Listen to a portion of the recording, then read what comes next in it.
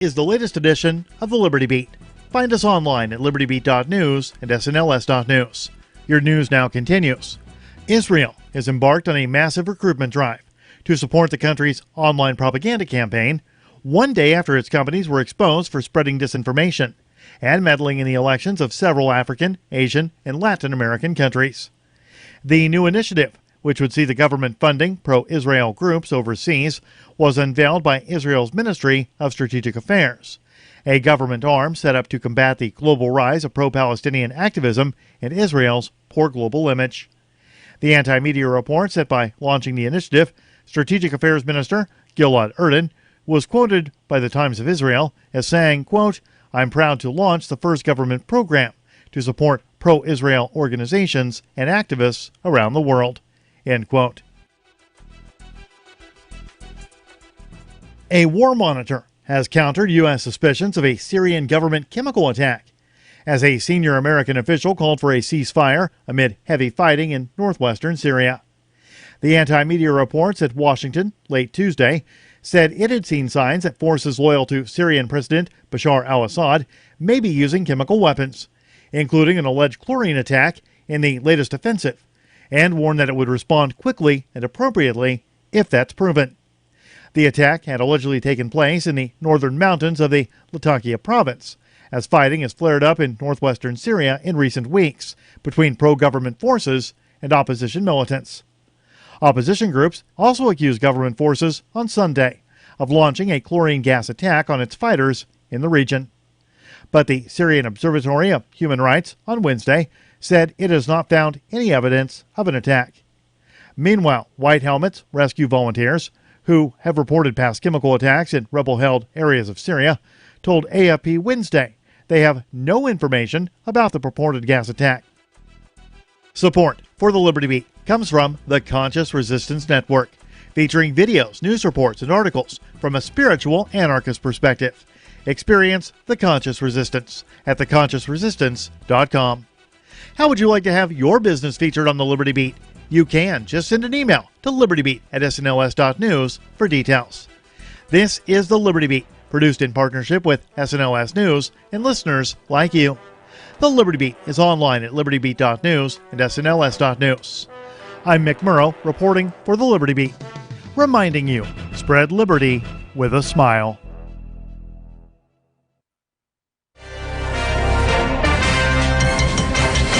Overburdened with material comforts, America's wealthy can expect another disappointing holiday this year. As Brian Scott tells us, the rich will simply be buying too many things to experience the true meaning of Christmas. All across the country, those at the top of the economic ladder are denied a privilege that the poorest of the poor take for granted. Rather than fall victim to the rampant consumerism that seems to increase each year, the poor find meaningful joy in simple Christmas traditions, like singing carols to keep warm and hugging relatives who have not yet died. At stores like these, the spiritually bereft must scramble for popular holiday toys in a vain attempt to duplicate the Christmas-time happiness that the impoverished enjoy. Poor people are grateful for just a roof over their heads or something to eat. My wife and I are both lawyers, so that's not enough for us. I certainly hope poor people don't take what they don't have for granted. This is the Onion News Network.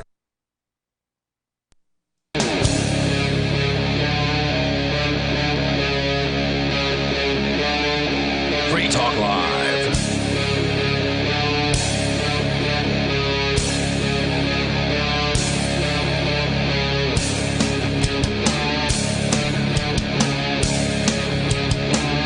It is Free Talk Live, and you're invited to join us here if you want to. You may take control of the airwaves. Our toll-free number is 855-450-FREE, like freedom. That's 855-450-3733. We've also got the Discord on-air call-in line rooms over at discord.lrn.fm, so feel free to jump into one of those if you want to sound almost like you're sitting here in the studio with us. I'm Ian. Rich Paul. And Chris. And also, of course, again, the toll-free number is 855-450-FREE, like freedom. So we got some tech-related news tonight, which is a good night to do it because we also have Rich, a.k.a. Nobody, and Chris, who are here from Freedom Decrypted, which is a tech-oriented pro-liberty show that you guys do together on Saturdays. That's right. Rich and I both do the show on Saturday. So we'll try not to exhaust your show prep pile for tomorrow, because I did bring some stuff in. But on the way, you've got an update on the border device situation, Chris, and that is something that has affected me directly and has affected tens of thousands of people. Or at least they count the devices. So presumably, there's like 30,000 a year devices recently that are searched at the border, and some would argue, like the Electronic Frontier Foundation, searched illegally and unconstitutionally. But there's some news about that you're going to get to coming up here in a little while. Also, we can talk about darknet markets being taken down again. Rich, you and I were doing a little bit of research on some of these takedowns last night, and TechCrunch has a pretty interesting article about one of them, which is called Wall Street Market. So we can talk about all those things, and of course, you can bring up whatever's on your mind. But to start out tonight, Facebook was in the news yet again, and this time, the claim is that they're going to launch a cryptocurrency. Did you hear about this? Wow. Yeah, I roll my eyes every time I hear about it. Like, you've heard about it previously? Yeah, it's been in the news. I think at least, I don't know how long. I mean, do you guys know how long it's been in the news? It's been in the, I feel like it's been in the news for at least like a couple of weeks, if not longer. Well, they first made noise about it during the boom. There were rumors. I remember there being rumors and talk, but now they're saying it's a year away.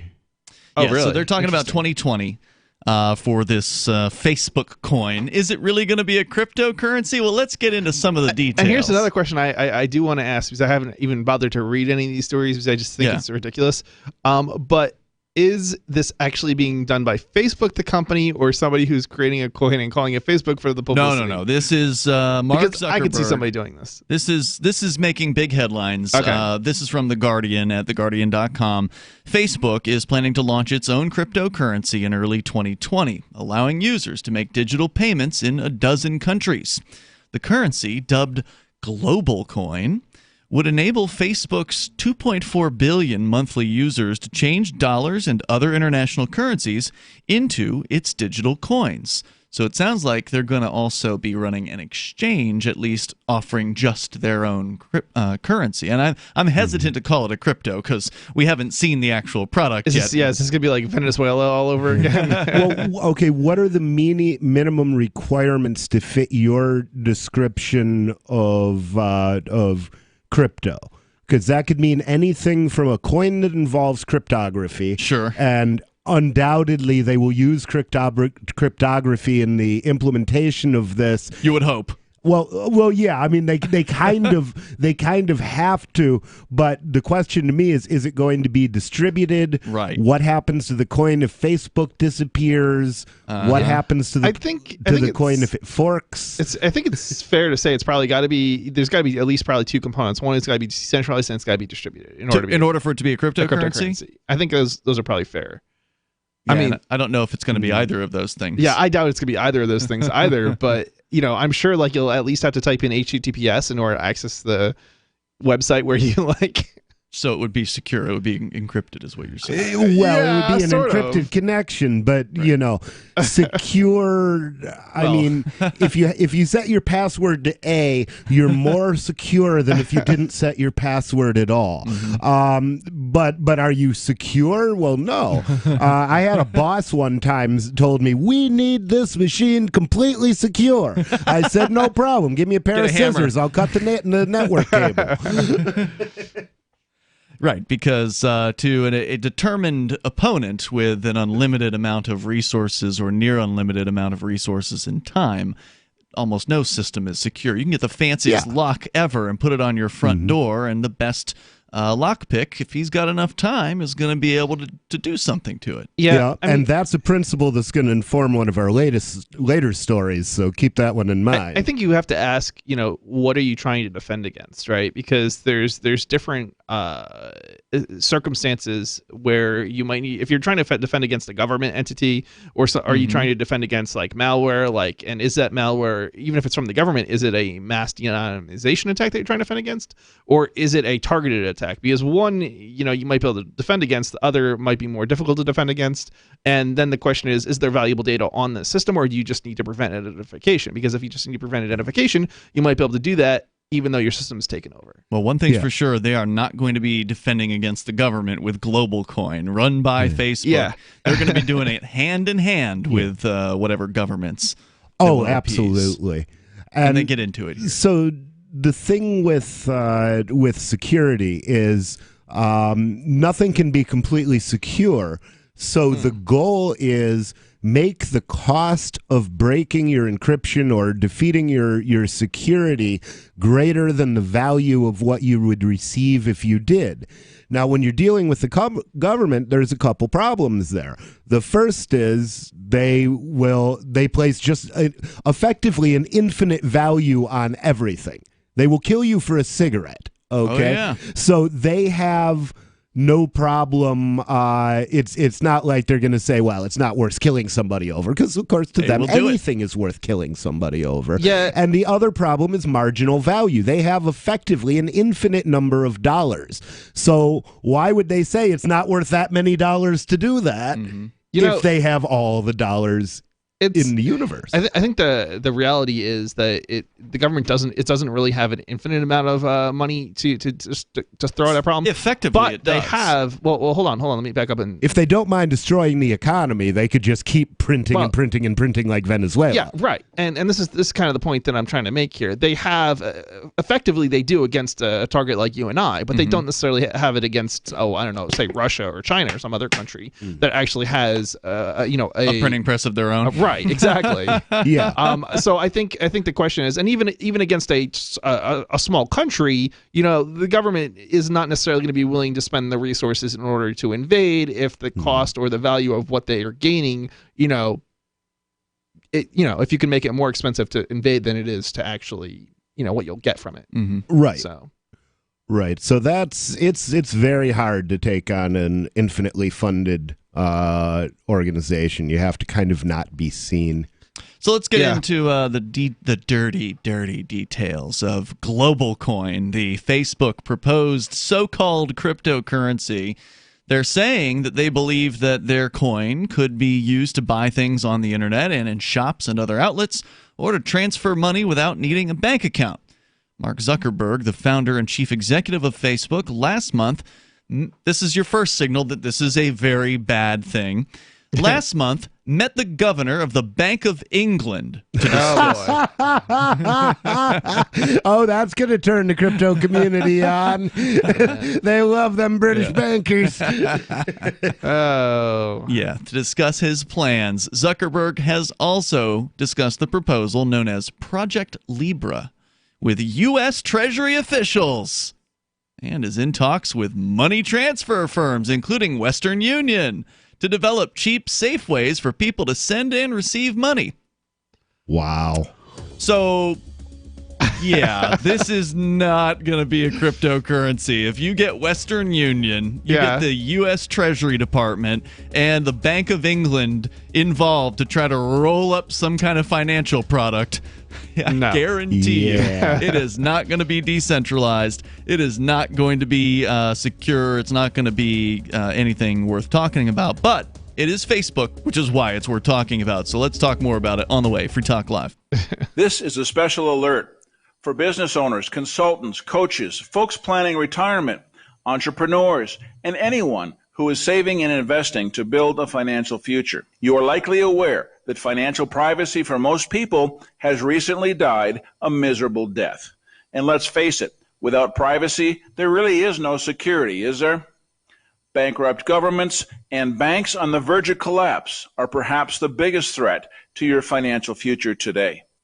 The Lighthouse Law Club recognizes this and has been working diligently to provide safe, secure, and productive tools to ensure your privacy, your financial security, and your future financial well-being, despite the catastrophes which many people fear are looming ahead of us. Find out more with a variety of free videos on the YouTube channel for Lighthouse Law Club. Just search YouTube for Lighthouse Law Club and secure your future today. Are you concerned that the values that made America great are no longer taught in schools? Well, I am, so I got my son the Tuttle Twins children's book series. My name is Jack, and I'm 11, and I just finished the Tuttle Twins series. It taught me about liberty, free market economics, and entrepreneurship. Give all the young people in your life a chance at reason and clear thought, because they're not going to get it at school. There are 9 books in the series, and each one teaches a set of ideas that children aren't getting elsewhere. Go to TuttleTwins.com and use coupon code FTL to get 40% off. That's TuttleTwins.com. I believe the crypto winter is over. That, if true, means that crypto prices may be on the rise and more news will be on the horizon. Get the latest and freshest crypto news at news.bitcoin.com. They have a real staff that does real reporting, not the rehash stuff you're getting from most crypto news outlets. I am proud and happy to say that news.bitcoin.com is my first stop for all news crypto related. News.bitcoin.com. Don't forget that you can get a free Bitcoin Cash wallet and free Bitcoin Cash at free.bitcoin.com. Free crypto at free.bitcoin.com. The Free State Project has reached its goal of 20,000 liberty lovers who've pledged to move to New Hampshire and get active to achieve liberty in our lifetime. Perhaps you're trying to figure out what part of New Hampshire should be your destination.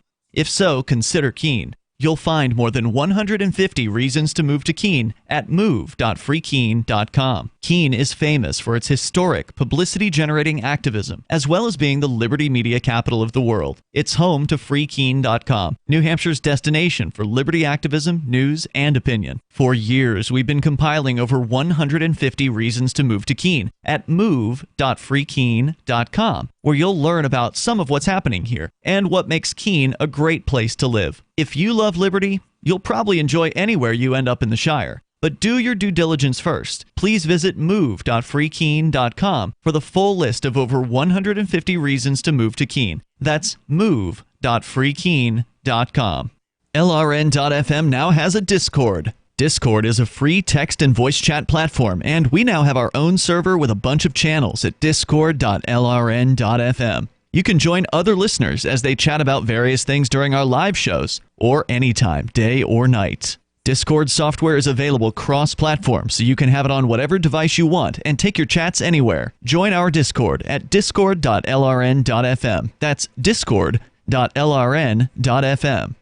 What do you shop for that you could otherwise buy at Amazon? Pretty much everything, right? Amazon has competitive pricing and they deliver, and that's a big plus. If you could plan ahead in your shopping, would you be interested in saving up to 33%?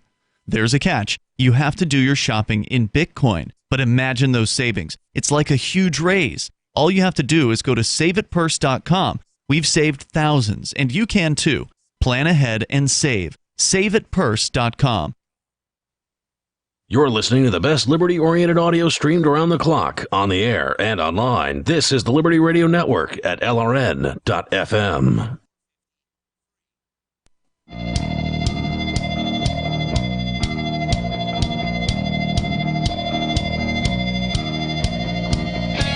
Hey, it's Free Talk Live, and you're invited to join us here. The toll-free number is 855-450-FREE, like freedom. That's 855-450-3733. We also have the Discord on-air call-in line rooms over at discord.lrn.fm, so feel free to reach out to us there, and you'll sound almost like you're sitting in the studio with me, Rich, a.k.a. Nobody, and Chris. So again, join us at 855-450-FREE. Plus, I want you to know about Edge Wallet. It is the wallet that I use more than any other cryptocurrency wallet, and that's because, well, it's pretty darn great. It allows You're not just being edgy? Nope. Okay. But it is darn good. In fact, it'll allow you to buy, sell, trade, and securely hold cryptocurrencies, including Bitcoin, BTC, Ethereum, tokens that are on Ethereum, Bitcoin Cash, Monero, Ripple, Stellar, and more. They've got a veteran team. They've been building wallets since 2014. Secure your freedom with Edge Wallet. Go to edge.app or your Google or Apple App Store and download it there and give it a shot. That's edge.app. As we continue here, talking about the Mark Zuckerberg project, Facebook is looking to launch its own cryptocurrency. They're maybe it won't end up being called this, but apparently they're planning on calling it Global Coin. And there's so many people who use globalist as an insult also that's going to be it's going to be right up their alley. Wow. They're apparently marking to a group of people that I am completely unacquainted with. Well, Facebook's been talking to the Bank of England, the U.S. Treasury Department, and apparently Western Union, which suggests to me that this isn't going to be a cryptocurrency at all. As you pointed out, Rich, you feel, I think you said, or maybe it was you, Chris, but I think we all agreed that in order for it to be a cryptocurrency, it needs to be decentralized. It needs to be distributed.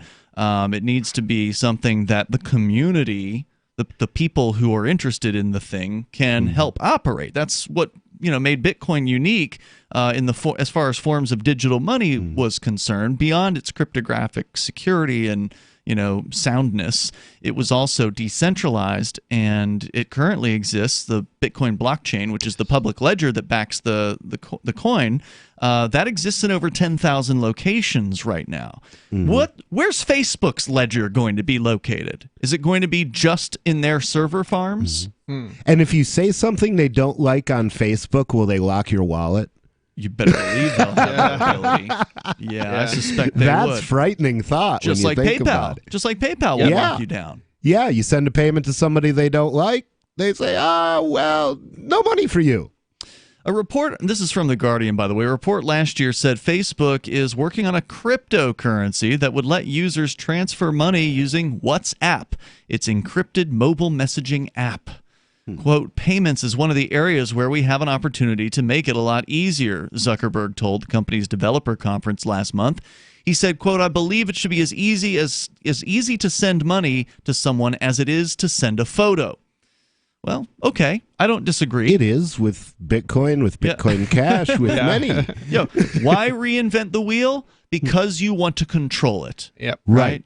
He could implement any one of these options that you just mentioned and have it implemented probably by the end of this month if they started working right now. They've already got a payment system. I think they could probably have Bitcoin Cash integrated within a week, and that's what I would do if it was my project. Right. Make themselves a token even for it that's backed by Bitcoin Cash. I think there's a couple other things I would add to the whole cryptocurrency definition. Yeah. One, there's code available, and two, the user is in control. Thank you. Yes. Of course, you would have to have the code available in order for it to be a transparent project, right? Yeah, it would have to. Yeah, I think so. Transparency is one of the key factors here. That way, definitely. Otherwise, you have to trust them that it's cryptographically secure, and that's not. No. That doesn't work. It doesn't work like that. Right. You trust PayPal, right? That doesn't mean you don't have the code to PayPal. And it's basically would be the same thing. If you can't trust PayPal because you don't have the code. Right. Exactly. And it's the same thing. You're being controlled by somebody else basically if you don't have the code. I trust PayPal to a certain extent, just like I trust Walmart to a certain extent. I trust PayPal to be PayPal. They will generally deliver on their promise of transferring U.S. dollars from one person to another, unless they get a hair up their butt and decide to freeze your account. And they do. And they haven't astonished me. They do it all the time, actually. But they do astonish people. Sex workers used to be a big sex work platform for sex workers way back in the day when PayPal first got started, and they kicked out everybody who basically was like, part of the founding, like started it basically, was involved in the beginning, and then. Anything that has to do with like file sharing, even though it's totally illegal, like donations and things like that, they've been kicked out. I mean, there's all these different groups of people who have been banned basically from using PayPal. So, going on here, in order to try to stabilize, here's where it gets even worse. In order to try to stabilize the digital currency, the company is looking to peg its value not just to the dollar, but to a basket of established currencies, including the U.S. dollar, the euro, and the Japanese yen. How exactly is that going a cryptocurrency to work? Well, I mean, the way you would do it, if you were going to do a direct implementation of that, then you would have bank accounts denominated in each. And so you would be able to cash in, for example, one coin for $1, a ruble, and a yen, or I don't remember what. But the that means it's were. centrally controlled in some fashion. Damn right, it's going to be centrally controlled. It would have to be centrally controlled to some extent because it has to be backed. Yeah, somebody has to be willing. Yeah. the other thing that they what does it even mean, before you go on, what does it even mean to be, and look, I'm not a finance expert. I mean, maybe this is easier than I'm thinking that it is, but like with the current so-called stable coins in the cryptocurrency world. So like we talk a lot about Bitcoin and Bitcoin Cash and Dash and these cryptocurrencies that just sort of trade at whatever rate the market wants them to trade at. So they go up, they go down, they go all over the place. But then there are these other things called stable coins, which are usually pegged to the U.S. dollar. The supply is, to some extent, it seems, manipulated by some company or whatever, and the price stays relatively stable. It's usually at like 99 cents or $1.01 or somewhere in that range. If you all of a sudden you want to involve a basket of currencies, then what are you doing? Are you averaging the price of this Facebook coin based on what the price of cryptocurrencies go, or fiat currencies go up and down too. So the dollar doesn't stay stable versus for years. Other things. Right. Yes. So basically, with a stable coin, it's easy to deal with it if the price goes too high. Okay, all you have to do is make more and sell them until the price falls. Right. If the price falls too low, you would have to have real assets to buy up your coin until it was up to where you want. So it would have to be backed in a way, but it could be backed in a decentralized way. There could be 100 different organizations out there that were saying that made a commitment if a silver coin falls below the price of silver, we will buy it up in expectation it'll grow again. So it's like keeping a rope taut. Basically, you just have to keep exactly the right amount of pressure on the supply, but you have to have the resources to do that. I know you want to get in, but you probably have something to say that's a little longer than 10 seconds. We'll continue when we get back. We'll be back. So there's more on the way here in moments. 855-450-FREE. That's 855-450-3733. It ain't sounding like much of a cryptocurrency from all the details we know so far. The Facebook coin, a.k.a. Global Coin, coming in 2020. It's Free Talk Live. Fellow Patriots, my name is Todd Savage, founder of BlackRifleRealEstate.com. Like you, I was a prisoner of the alt-left sanctuary state until one day I chose to lead my family to freedom. Today we live on a sustainable 20-acre homestead where we shoot, hunt, garden, and homeschool our children without the tyranny of the nanny state looking over us. If you're ready to flee the city to the freedom of Idaho or Montana, our Black Rifle Real Estate team is here to help. Go to BlackRifleRealEstate.com. That's BlackRifleRealEstate.com. The United States of Empire is a book that claims the United States is the empire of the world. George Washington had warned us against foreign wars. The United States of Empire shows that World Wars I and II left England broken. Its former colony, the U.S., had to save the empire. Was there ever a vote? Who do we fight for? The deep state began with World War I. The United States of Empire by James Dunn. Available at Amazon Books. This is Michael Dean from the Freedom Fiends. I've run websites since 1996 and have used over a dozen web hosts in that time. AgristHosting.com is the only one that hasn't broken my heart. Agrist Hosting's uptime and service is stellar, and their DDoS mitigation is the best I've seen. That's important because if you tell the truth in this world, you'll ruffle feathers.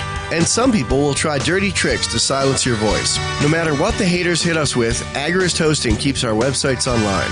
If you have a mission-critical commercial presence or a world-changing activism site, you cannot tolerate any skullduggery. So go with AgristHosting.com. Have a WordPress or blog site, but you're not satisfied with performance or uptime? Or just want raw hosting? Want to pay with Bitcoin? Agrist Hosting specializes in high-performance hosting with personalized service. Go to AgristHosting.com and click on the button that says Get Hosted. That's AgristHosting.com.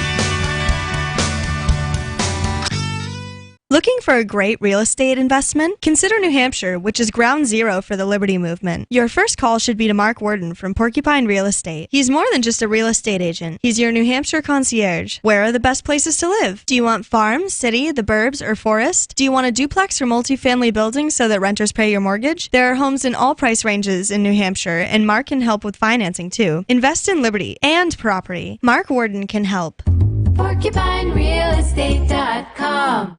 The LRN.FM social media channels have been revamped. We've eliminated Facebook and focused on other platforms like Twitter and Mastodon, the decentralized alternative to Twitter. On our accounts, you'll find posts from multiple LRN.FM show hosts together in one place. Follow us on Twitter at twitter.lrn.fm, or better yet, move to the decentralized Mastodon social media platform at toot.lrn.fm, toot.lrn.fm.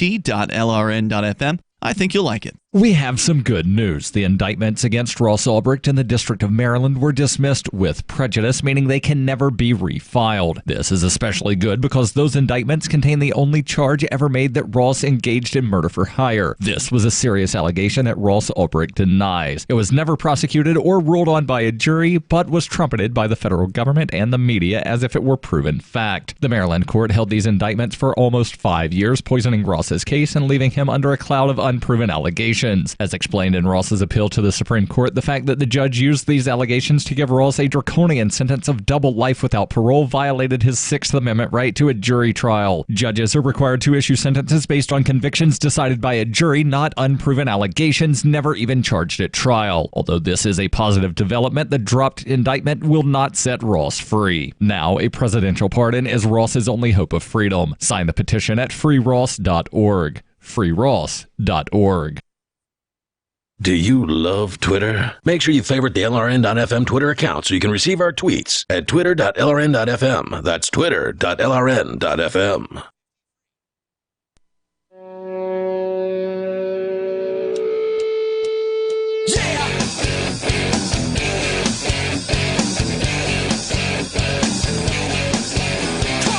This is Free Talk Live, and you can bring up anything that you want. Here, our number for you is 855-450 free like freedom. That's 855-450-3733. We also have the Discord on-air call-in line rooms over at discord.lrn.fm. With you tonight, you've got Ian. The nobody formerly known as Rich Paul. And Chris. AnyPay.global is your go-to source. If you want to accept cryptocurrencies in real life at your business, if you've got a mom-and-pop brick-and-mortar store, and you've got a cash register, maybe you've got a tablet up there at your cash register, you're already halfway done.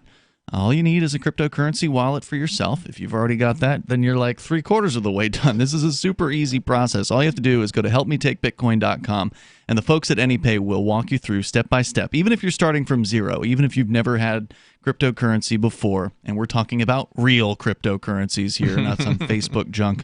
Helpmetakebitcoin.com. You can easily accept Bitcoin BTC, Dash, Zcash, Bitcoin Cash, and more. I think they're up to 11 currencies right now, cryptocurrencies over at AnyPay. So check them out at helpmetakebitcoin.com. It's super easy to do this. It is way easier than you're thinking that it is if you've never done anything with cryptocurrency before. If you want to make your customers happy, if you want to be on the cutting edge, you want to be hip with it as far as payments are concerned, this is the way to go. Helpmetakebitcoin.com. As we continue here, we can talk more about the Facebook app, or Facebook crypto, but so-called crypto, I guess we should say. But Chris, you had a point that you wanted to drive that before we went away there. So right now, all these stable coins are tied.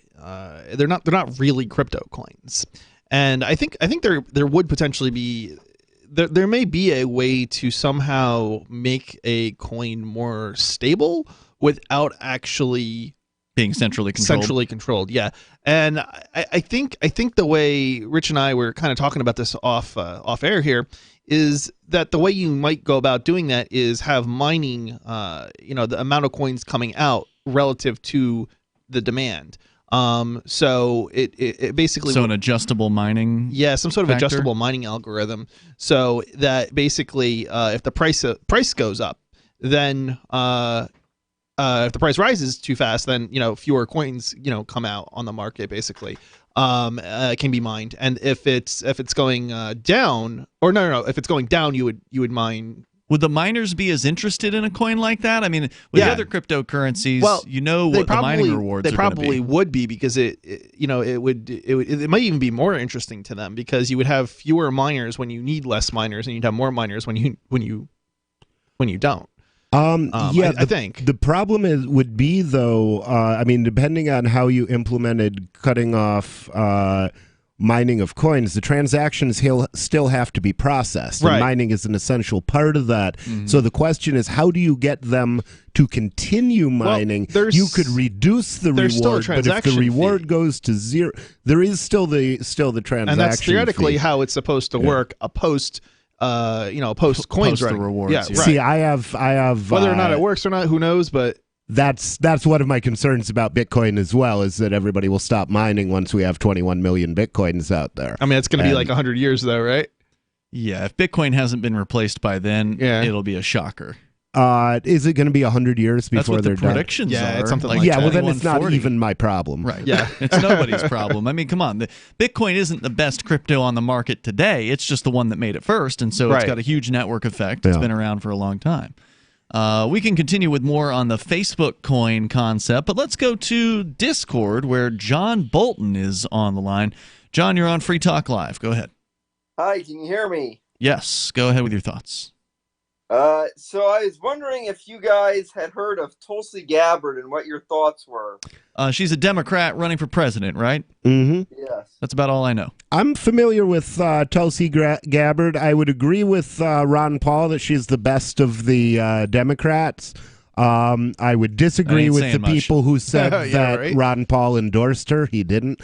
But I like her stand on war. I wish she had a better understanding of economics. And, of course, that's one of the big problems of our... Then she'd be Ron Paul, right? Right. And you see, that's one of the problems with our system is Democrats and Republicans are generally right on half of things and wrong on half of things. And Very so it's hard to support any of them. But... I would support her in the Democratic primary if I didn't have the opportunity to support, like, Weld or Rand in the Republican primary. Interesting. I don't know if she's that interesting. I don't know anything about her. Doesn't mean I'll support Weld or Rand in the general, because I'll probably vote Libertarian. I would probably have to say that if it's anything like, I don't remember who this was who was saying this, but they were the Democrat. I know some of the Democrats were saying that they were going to abolish ICE, and then after the fact, they were like, "Oh, I didn't really mean that." Yeah, never mind. Yeah. So it turns out we need them. Ice, baby. Yeah, I mean that's kind of They should abolish them though. That would be awesome. They should. I mean, but that's kind of my gut feeling when politicians talk, like what Republican or Democrat. I mean, they're basically full both of it. liars. Yeah, Absolutely. But the problem is, abolishing ICE while you're still blowing up people's countries might be a bad plan, because the whole blowing up of people's countries really irritates them, and they might want to come here and whack somebody if we keep blowing them up. So, the best I would say that we should eliminate both the bombing of the whole damn world and ICE. Sure. That'd be great. Now we're still in fantasy land either way. So yes, we are. All right. Hey, John, I'm not sure why you called to ask about this lady. I mean, what is it that you think is special about her? I don't know. I've just seen some libertarians that like Tulsi Gabbard because of her foreign policy position on war. So I was wondering if you guys were familiar with that. Yeah, her foreign policy position is definitely good. I guess since you're not too familiar with her, Ian, she was, I believe, a Marine, but she was in one of these conflicts, and she was horrified by what she saw. And so she's been on a very, very principled, just leave the rest of the world alone kind of view. So that's what I do. I love that about her. Thank you for the call, John Bolton. Appreciate it. The toll-free number here is 855-450-FREE. She also said that she would pardon Julian and Snowden. Really? And I think the three of them, Julian, Snowden, and what about Ross Ulbricht? No, not Ross Ulbricht, but the one here, the trans girl. Oh, Chelsea Manning. Chelsea Manning, that's it. Okay. Well, she's already out. I mean, Barack Obama, she's back in jail on contempt of court. But I don't think a pardon can get you out of contempt, can it? Why wouldn't it be able to? I don't know. I think there's probably a whole collection of ways that you could get. I don't know. It's an interesting excellent question. Yeah, So let me just say Snowden and Assange for now. I don't know what's going to happen with Chelsea, and of course she may not be in by the time the next election rolls around anyway. 18 Hopefully months she won't is the maximum amount of time. So it'll be a close call. Yeah. On that Not one. holding my Are breath. people like assembling outside wherever she's being held and protesting? I Is there have no anything idea. going on? I don't know. I have not. Just because I haven't seen a report Yeah. doesn't mean there's nothing going on. Right. And I think she's being held in Virginia, but I could be wrong about that too. Just in like a jail. I think she's just in some jail. Yeah. Well, of course, they keep federal prisoners in Keene County Jail, too, or Cheshire. They sure do. Let's continue here with Tom in New Hampshire. You're on Free Talk Live. Hello, Tom. Good evening. Today is the 40th anniversary of a hate crime. I was the victim of a hate crime when Governor Hugh Gallen signed a bill raising the drinking age in New Hampshire from 18 to 20, and I was one of the victims. I was 19 at the time. And I just wanted to... So you were responsible enough to choose to drink until the bill got signed. Then all of a sudden you were no longer responsible enough to choose to drink. As if rights are gifts from the government. Stand by, Tom. We'll let you continue the story here in just a moment. The toll-free number is 855-450-FREE. And, of course, outlawing people between the ages of 18 and 20 or 21 from drinking just means more money for the government because they're going to keep drinking, they're going to get arrested, and then they're going to get ticketed, and they're going to pay the tickets. And more people scared of the government, and they love that. There's more on the way. It's Free Talk Live. Would you like to hang out with Penn Jillette? He's keynoting Freedom Fest this year. I, for one, am thrilled. Freedom Fest is the largest liberty-oriented gathering in the world. They take a Big Ten approach with libertarians, conservatives, liberals, anarchists, capitalists, and just open-minded people mingling together to hear real debates, share real solutions, and converse freely. This year's theme is the Wild West, a time of liberty and opportunity, or a time of anarchy and violence. Maybe both. Go to freedomfest.com/FTL and get your tickets now. freedomfest.com/FTL. Not convinced yet? Hey, I understand. It's a high-end event. Even with coupon code FTL50. Sure, you're likely to receive investment advice that'll make that sum seem paltry, but I have something special for you. Go to freedomfest.com/FTL and you'll get the 5 best speeches from last year for free. Call it a test drive. Do yourself a favor and go to freedomfest.com/FTL. freedomfest.com/FTL. Use coupon code FTL50 for a discount. If you feel you've been lied to, pressured, or misled into buying your timeshare, you have the right to cancel completely. This is Steve Sanchez, and I'd like to introduce you to Wesley Financial Group, the leading top-rated timeshare cancellation company in the country. That's right, no more excessive fees or lifetime commitments that make you feel like you're serving a prison sentence. Founded by CEO Chuck McDowell, a pioneer in the industry who went into federal court and won against the largest timeshare resort company in the world just to help you get out of your timeshare. Too good to be true? No. Countless testimonials and the highest ratings from the Better Business Bureau make Wesley Financial Group the real deal, and their money-back guarantee they put in writing makes them the Steve Sanchez choice for successfully canceling your timeshare guaranteed. To get their free information kit, call 1-800-475-1919. That's 1-800-475-1919 or visit them at timesharecancellations.com. That's 1-800-475-1919. Is spreading the message of liberty, cryptocurrency, and peace around the globe worth $2 per month to you? As you may already know, in addition to our internet feed, LRN.FM broadcasts on free-to-air satellite across North and Central America, as well as Sub-Saharan Africa. And we've been available on satellite for free 24/7 since 2010. The LRN.FM free-to-air satellite signal is reaching some of the most oppressive regimes in the world, and there's no doubt our ideas are making an impact. You can learn more about the channel's impact by watching the 3-minute video at fund.lrn.fm. If you'd like to help free minds globally with our ideas of liberty, cryptocurrency, and peace, you can donate as little as $2 per month via fund.lrn.fm. You can help us continue and expand our satellite broadcast to multiple continents. Visit fund.lrn.fm today, and thank you for your help. Don't forget to share the link on social media. That's fund.lrn.fm. Did you know we've taken our LRN.FM telephone listen line to a new level with the LRN.FM audio on demand line? Now you can call 712-770-8447 anytime and listen to LRN.FM's live feed. And you can listen to a bunch of our original shows on demand. Long distance fees may apply. Just dial 712-770-8447 and choose from the menu. 712-770-8447. Are you tired of governments murdering people around the world? Stop using their money. There is an alternative. Bitcoin is a stateless, free market, non-political currency. Bitcoin cannot be inflated or controlled by any government. By using their money, you are helping the state. Stop doing it. You have an incredible alternative available now. Learn it, use it, spread it.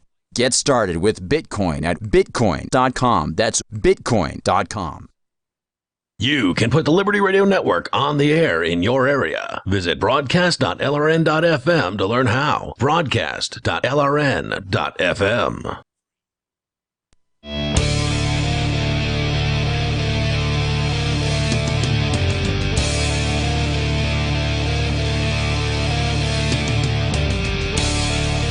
It is Free Talk Live. You may dial toll-free to take control of the airwaves, bring up whatever's on your mind. Coming up, more on this Facebook coin. The news media is calling it a cryptocurrency, but they don't know what they're talking about. So no, they don't. Yeah, all the evidence so far, the early details that we have on this suggest that it is in no way, shape, or form going to be a cryptocurrency. It will likely be a centrally controlled, centrally managed, centrally supply limited, some kind of so-called stable coin that's going to be tied to a basket of world currencies, and they're teaming up with the U.S. Treasury Department, the Bank of England, and Western Union.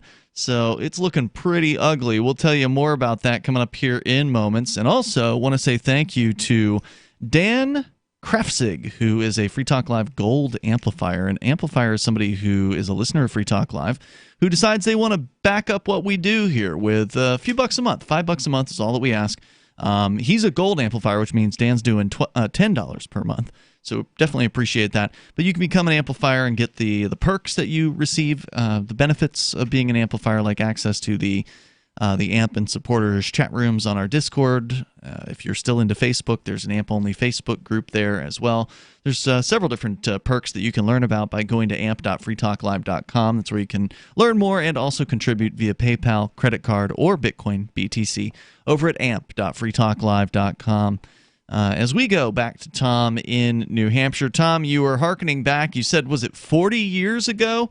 40 years ago, I was a victim of a hate crime, and when the governor of New Hampshire, I had sent him a letter telling him not to sign it, but he signed it anyway. Mm-hmm. This was the raising of the age. You didn't respect your authority. No. This is you're talking about the raising of the drinking age from what was then 18. You said it raised to 20, not 21 at that time? They raised it to 20. And then I was no longer old enough. It was later raised, of course, to 21, which is why I would like to tell you the story of the parable of Mr. and Mrs. 20. Okay. They were in handcuffs in the back seat one day, griping to the cop for being so mean. What's the big idea? We weren't even harming anybody. You shouldn't even be bothering. And as usual, the cop replied, if you don't like the laws the cops enforce, then get the laws changed. What are they supposed to do? Clone themselves so they can be more numerous on Election Day? It's right up there with love it or leave it, when the only ones who are free to leave the country are the ones who can get permission from the bureaucrats of another country to move in. Mm-hmm. So anyway, a couple days later, members of the state legislature were walking into the joint, and they found a whole bunch of dead cops and a letter that says, now repeal the underage drinking laws, or this is going to continue.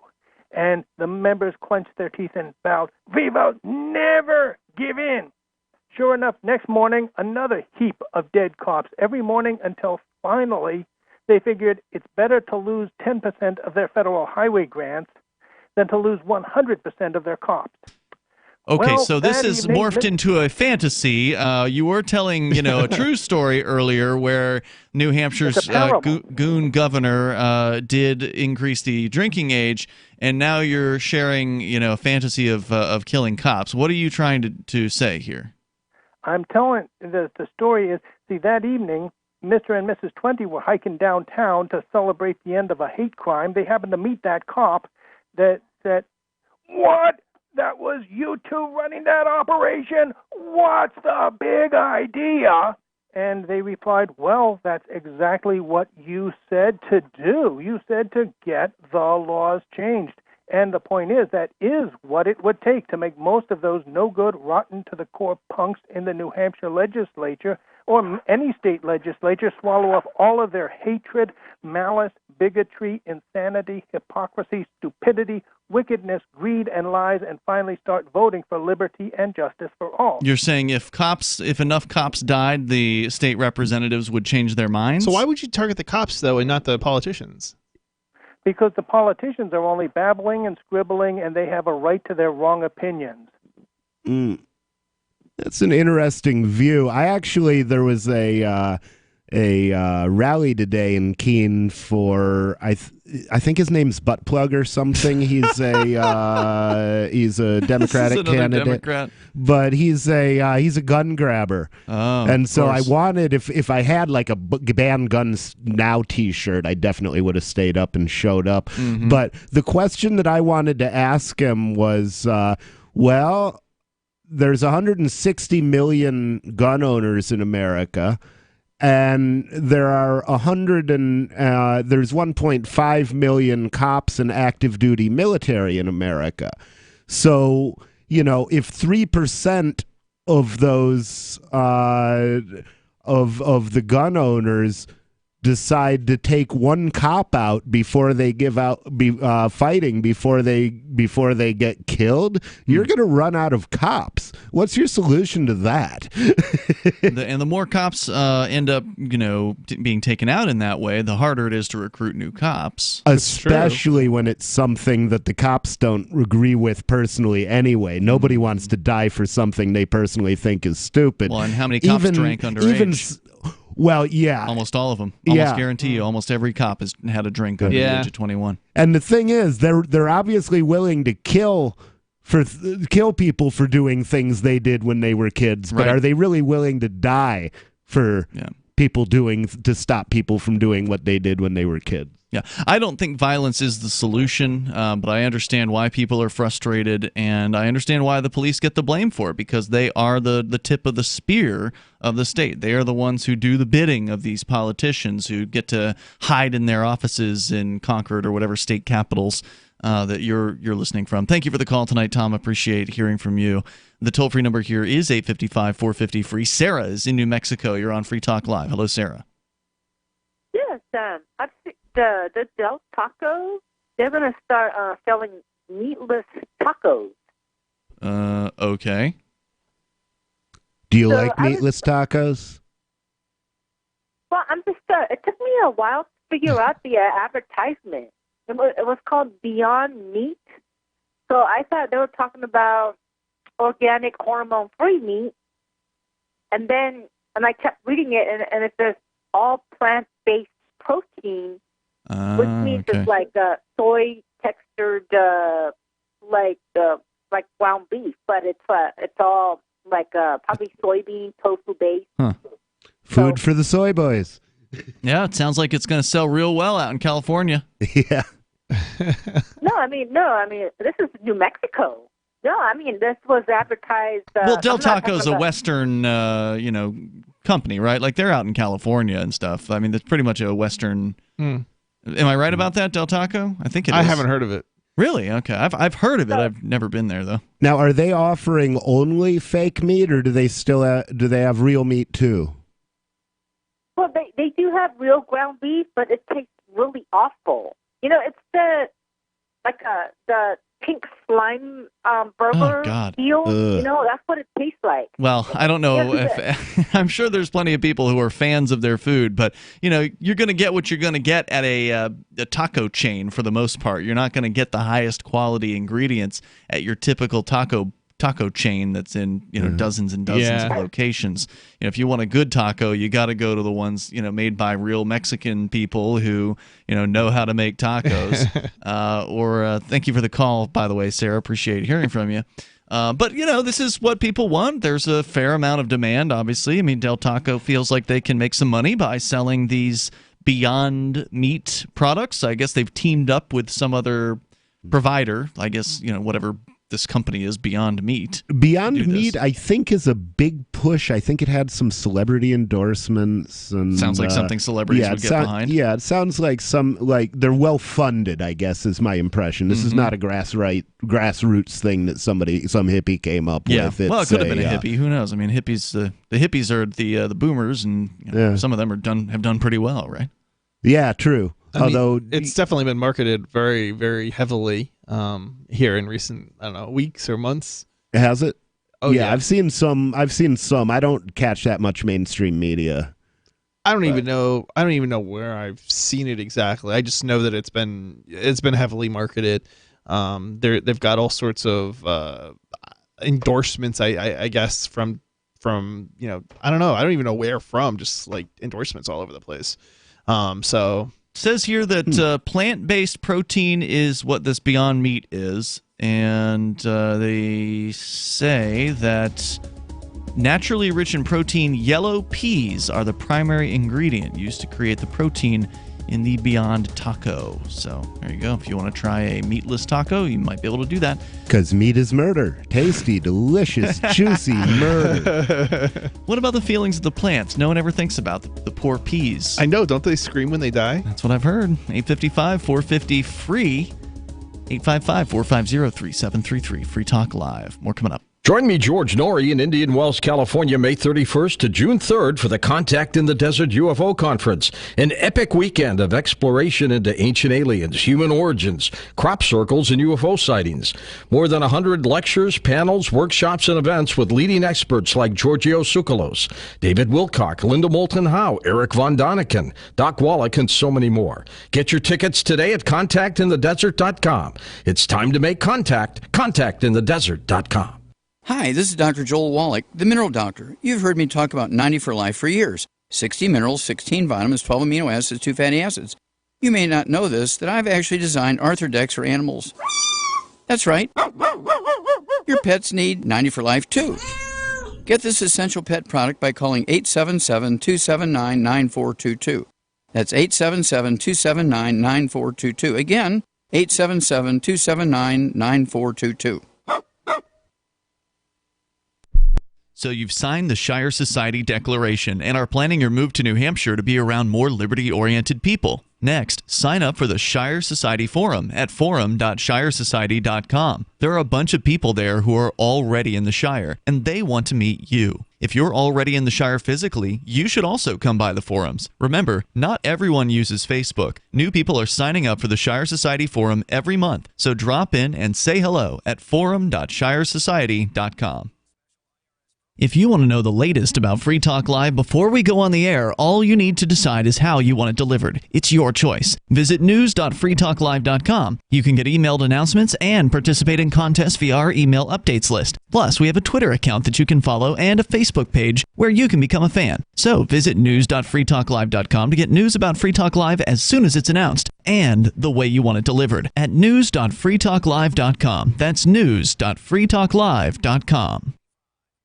You're listening to the live edition of Free Talk Live. Hour number 2 is next after the news here on the Liberty Radio Network at LRN.FM. This is the Liberty Beat, your daily source for Liberty news and activist updates. Produced in partnership with SNLS News and listeners like you. Online at libertybeat.news and snls.news. I'm Mick Murrow with your latest edition of the Liberty Beat. Gold is trading at $1,284, silver at $14.58, and Bitcoin is trading around $7,828.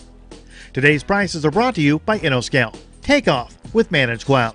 Looking for a safe, secure way to store your important files online? Let InnoScale handle it for you. Their high availability cloud servers are the perfect solution for clients needing one or more secure scalable servers with built-in hardware failover protection. For details, see them online at innoscale.net.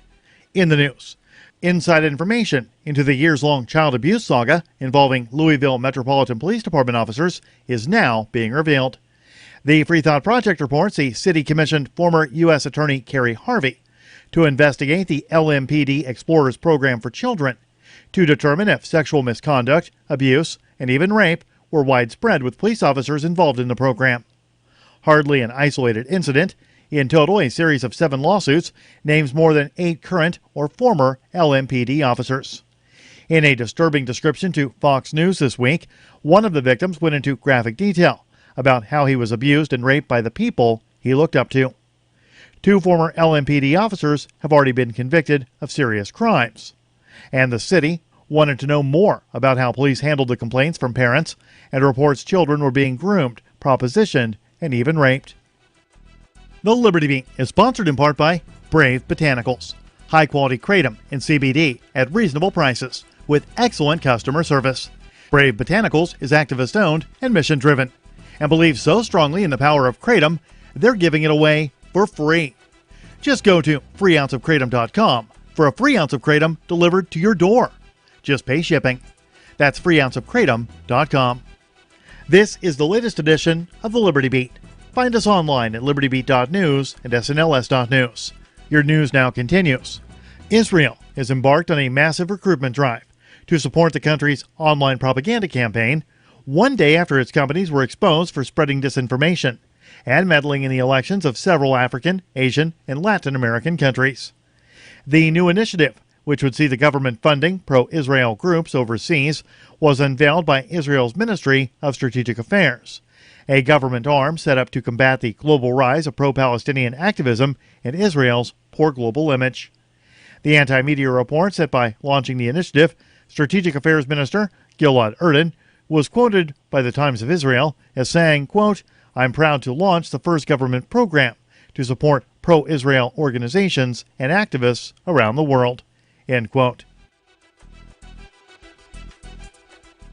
A war monitor has countered U.S. suspicions of a Syrian government chemical attack, as a senior American official called for a ceasefire amid heavy fighting in northwestern Syria.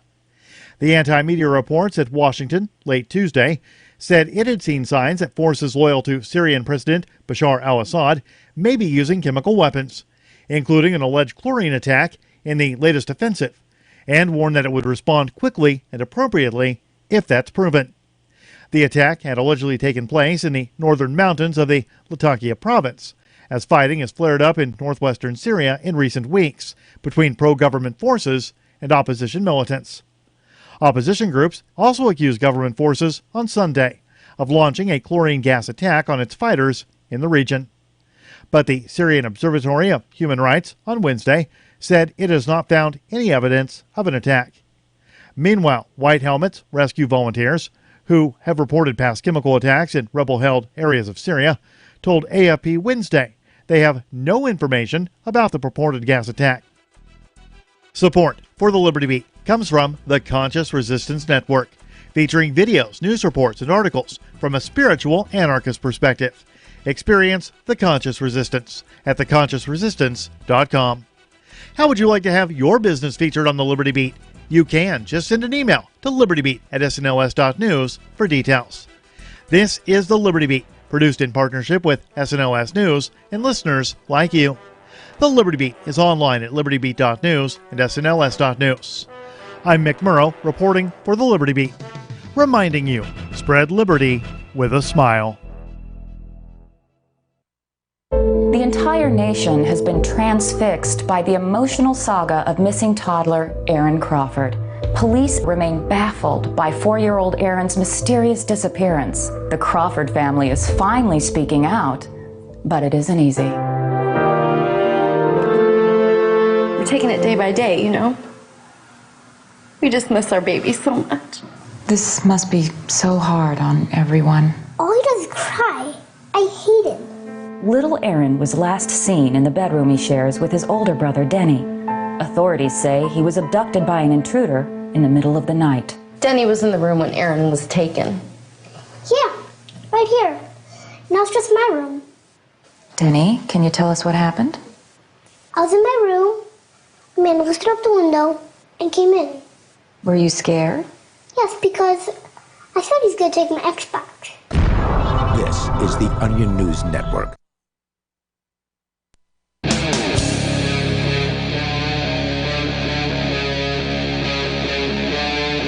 Free Talk Live. It's Free Talk Live. You can bring up anything that you want. Just dial in toll free here. Bring up whatever's on your mind. Our number, 855-450-FREE. That's 855-450-3733. We also have the Discord on-air call-in line rooms over at discord.lrn.fm. With you tonight, you've got Ian. The nobody formerly known as Rich Paul. And Chris. So, if you're just tuning in, the beginning of the last hour, we started a story from The Guardian about Facebook and their proposed new, I'm going to put air quotes around this, cryptocurrency. Now, I don't know if Zuckerberg himself has actually used the term cryptocurrency to describe this, but the news media is using the term cryptocurrency simply because it's the buzzword. It is. Oh, some sort of digital currencies out there. It must be a cryptocurrency. Well, no, as we talked about in the last hour, there's certain factors that we believe should be applied or be met by anything claiming to be a cryptocurrency. This sounds more like something that's akin to like a gift certificate. A private currency, basically. Right. Disney bucks. Right, exactly. Or whatever, points system. You buy 10 pizzas, you get your 11th pizza free. Which are certainly things of value. I mean, people trade Amazon Coupons. gift certificates. Do they ever? trade all sorts of things. But and That's yeah, an industry in and of itself. I wouldn't even say that there's no place for centralized digital currencies, because I think there are things they'd be very useful for, like replacing the commodities market. But yeah, Don't tell me it's a crypto, though. Don't tell me it's cryptocurrency. Right. Yeah, the thing is, you want it to be able to interface with cryptocurrencies, so you can, for trading back and forth easily. Well, that's another question. It's not a crypto. Will you be able to buy the Facebook Global Coin with real cryptocurrencies? Not that you would want to. But didn't they say that they didn't you already read that they would be accepting them? I don't think I did. I think. Okay. I think all it said here in the story was that they expect to make it so you can, purchase it with international currencies.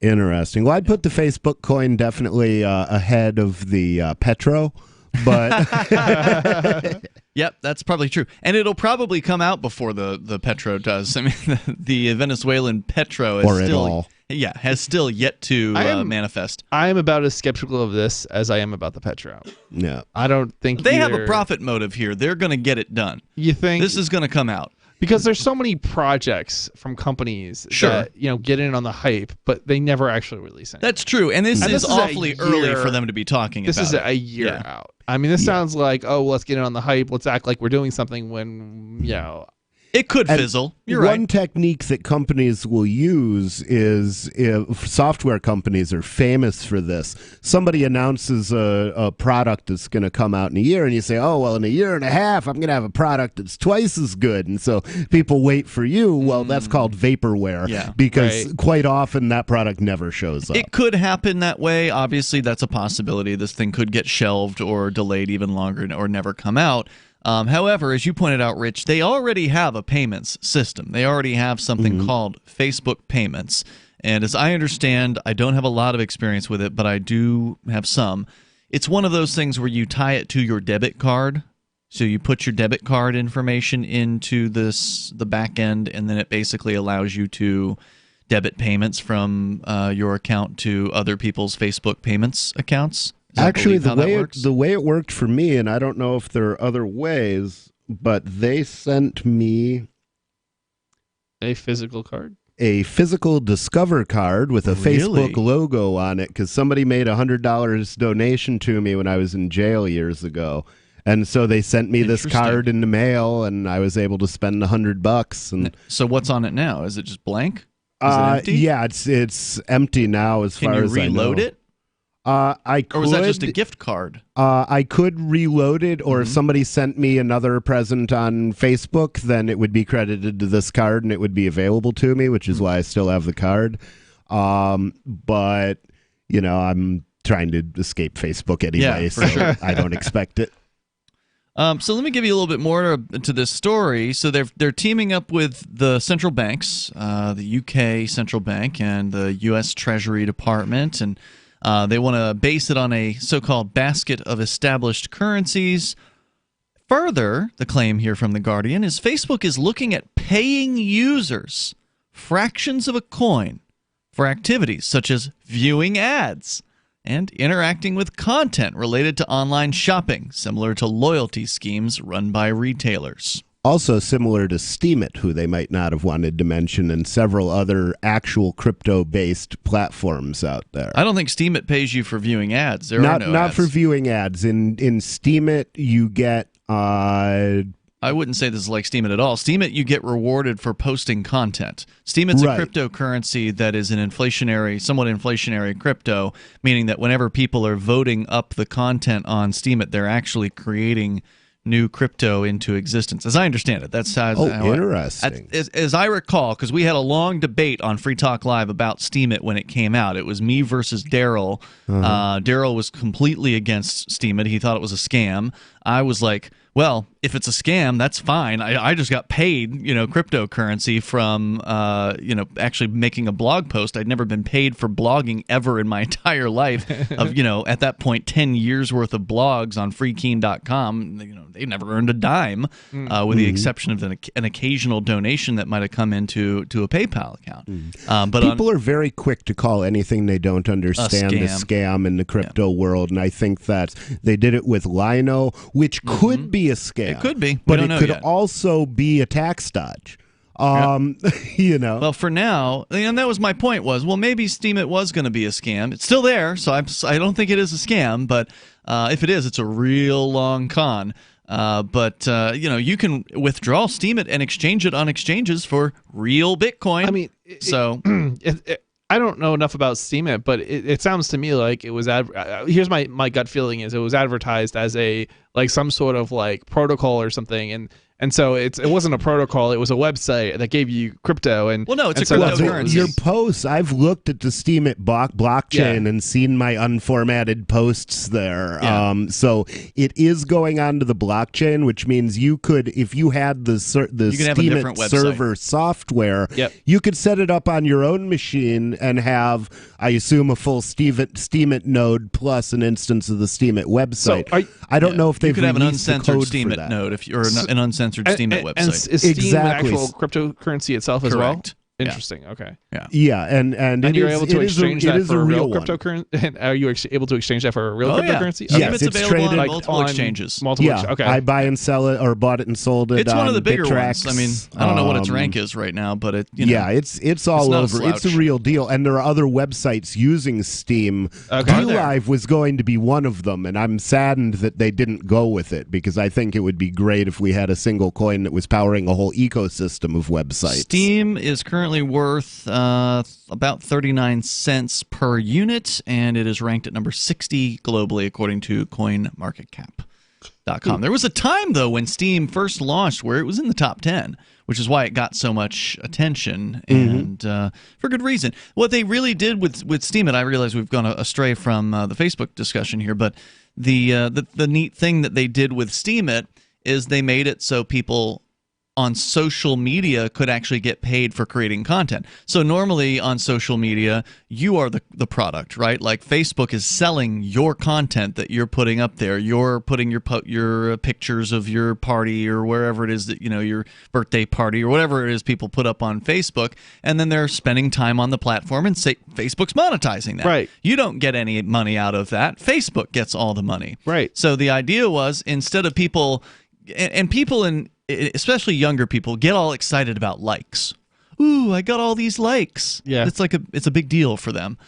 Well, on Steemit, if you get likes, that translates into cryptocurrency.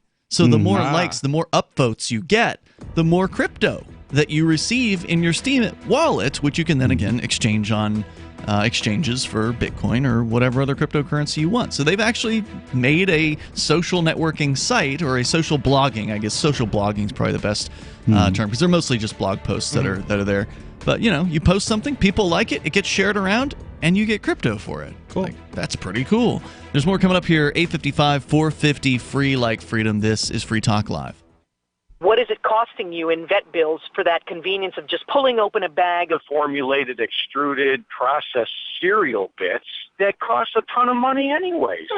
How do you feed your dog to derive not only energy, but a good coat, bright eyes, and a great attitude? Come to Dinovite for help. DINOVITE.com. I found his raw meat diet on Dinovite.com with just the raw meat and the eggs and the Dinovite and the Super Omega on top of it. Try Super Omega Fish Oil. Buy 2, get 1 free. Ground beef, white rice, eggs, including the shells, and the Dinovite supplement, and then the Lico Chops. Try Lico Chops. Buy 2, get 1 free. It just balances out his body and his mind and his spirit. Adding Dinovite to their diet has every single dog in my kennel looking better than they have ever looked. Their skin is so much better now that they're on the raw diet. I don't even give them the kibble anymore. DINOVITE.com.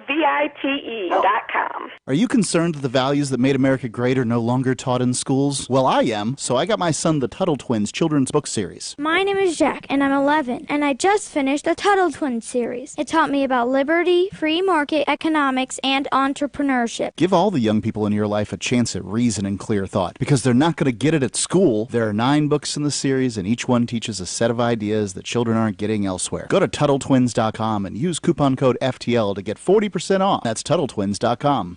I want to tell you about my favorite cryptocurrency wallet, Edge Wallet, at edge.app. Edge is the wallet I use more than any other, and that was true long before Edge Wallet became a sponsor of Free Talk Live. Edge Wallet allows you to buy, sell, trade, and securely hold your cryptocurrencies, including Bitcoin, Ethereum, tokens, Monero, Ripple, Dash, Bitcoin Cash, and more. It's available for both Android and iOS, and you can download it via the Play or App Store or via Edge Wallet's website, edge.app. Secure your freedom with Edge Wallet.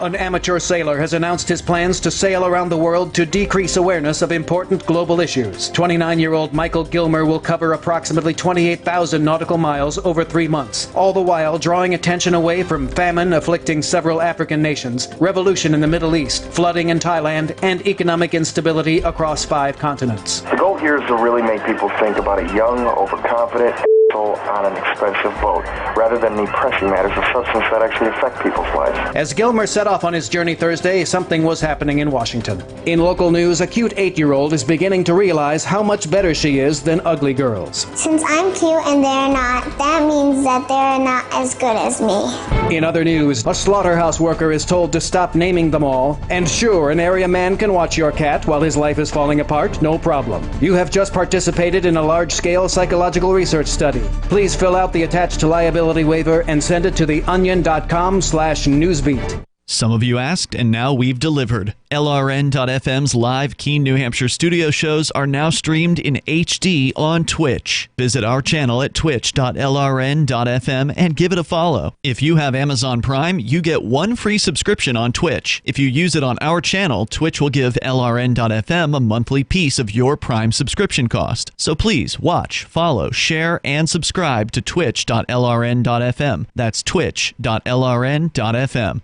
The new 4th edition of Healing Our World, The Compassion of Libertarianism, will take your understanding of liberty to a deeper level and has over 1,300 updated references, new cartoons, and a foreword by Dr. Ron Paul. With discounts for multiple book purchases, the 4th edition of Healing Our World is a great gift for the liberals, pragmatists, environmentalists, and Christians in your life who think libertarianism is cold-hearted. Get yours today at healing.freetalklive.com and use promo code FTL for a $5 discount. Help get LRN.FM into more ears. Visit promote.lrn.fm for a free bumper sticker, flyers, banners, graphics, and more. Promote.lrn.fm.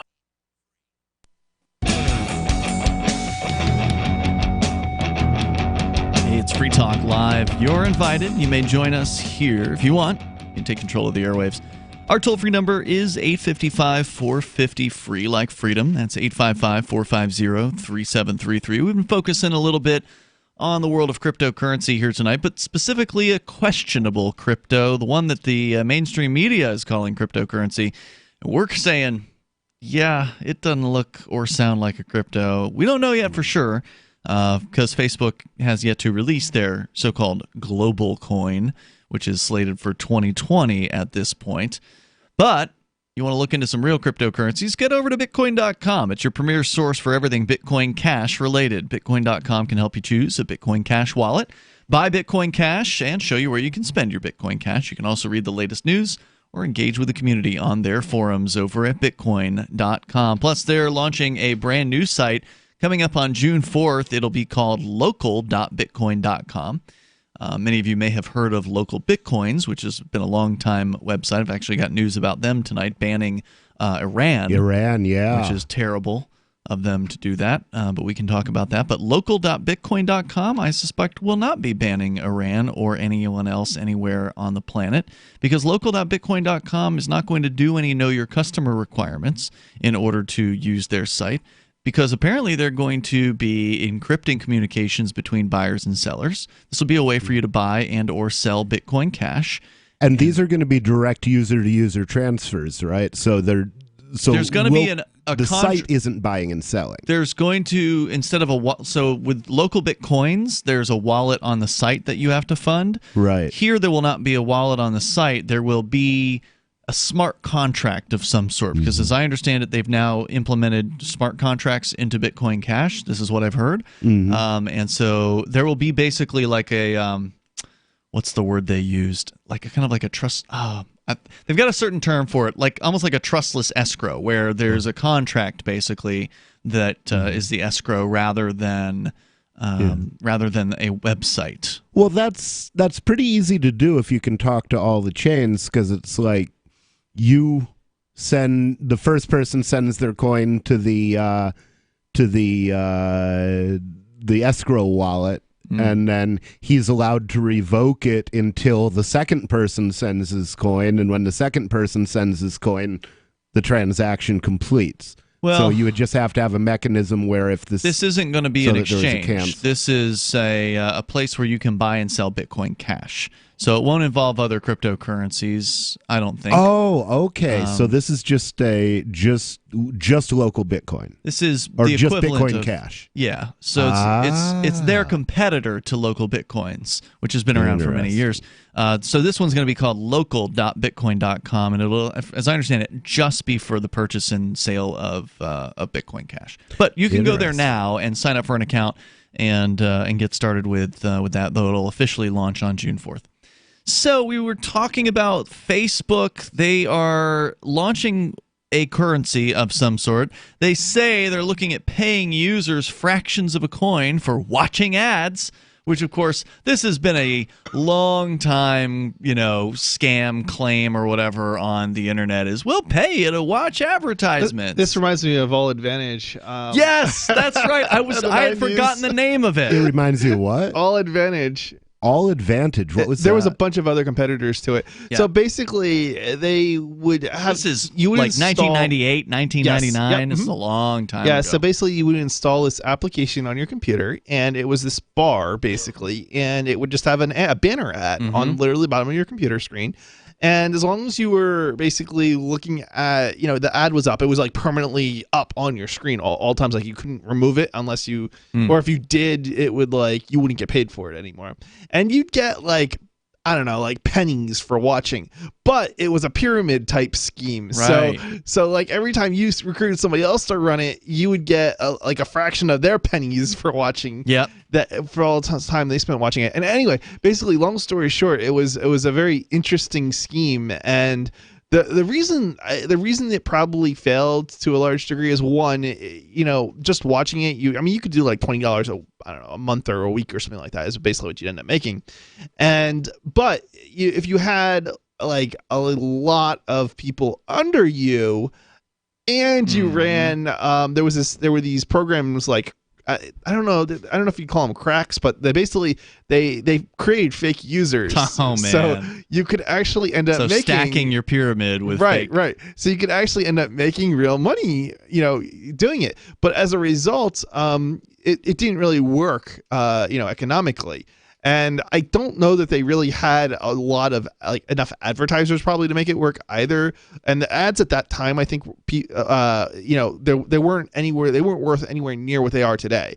Today, you actually advertising actually costs money, but back in those days, it didn't. And so, it was just according to a Wikipedia article about them, they only existed for about 2 years. Yeah, sounds about right. They raised nearly $200 million in venture capital, launched in March of 1999, and eventually grew to more than 10 million members in its first 18 months of operation.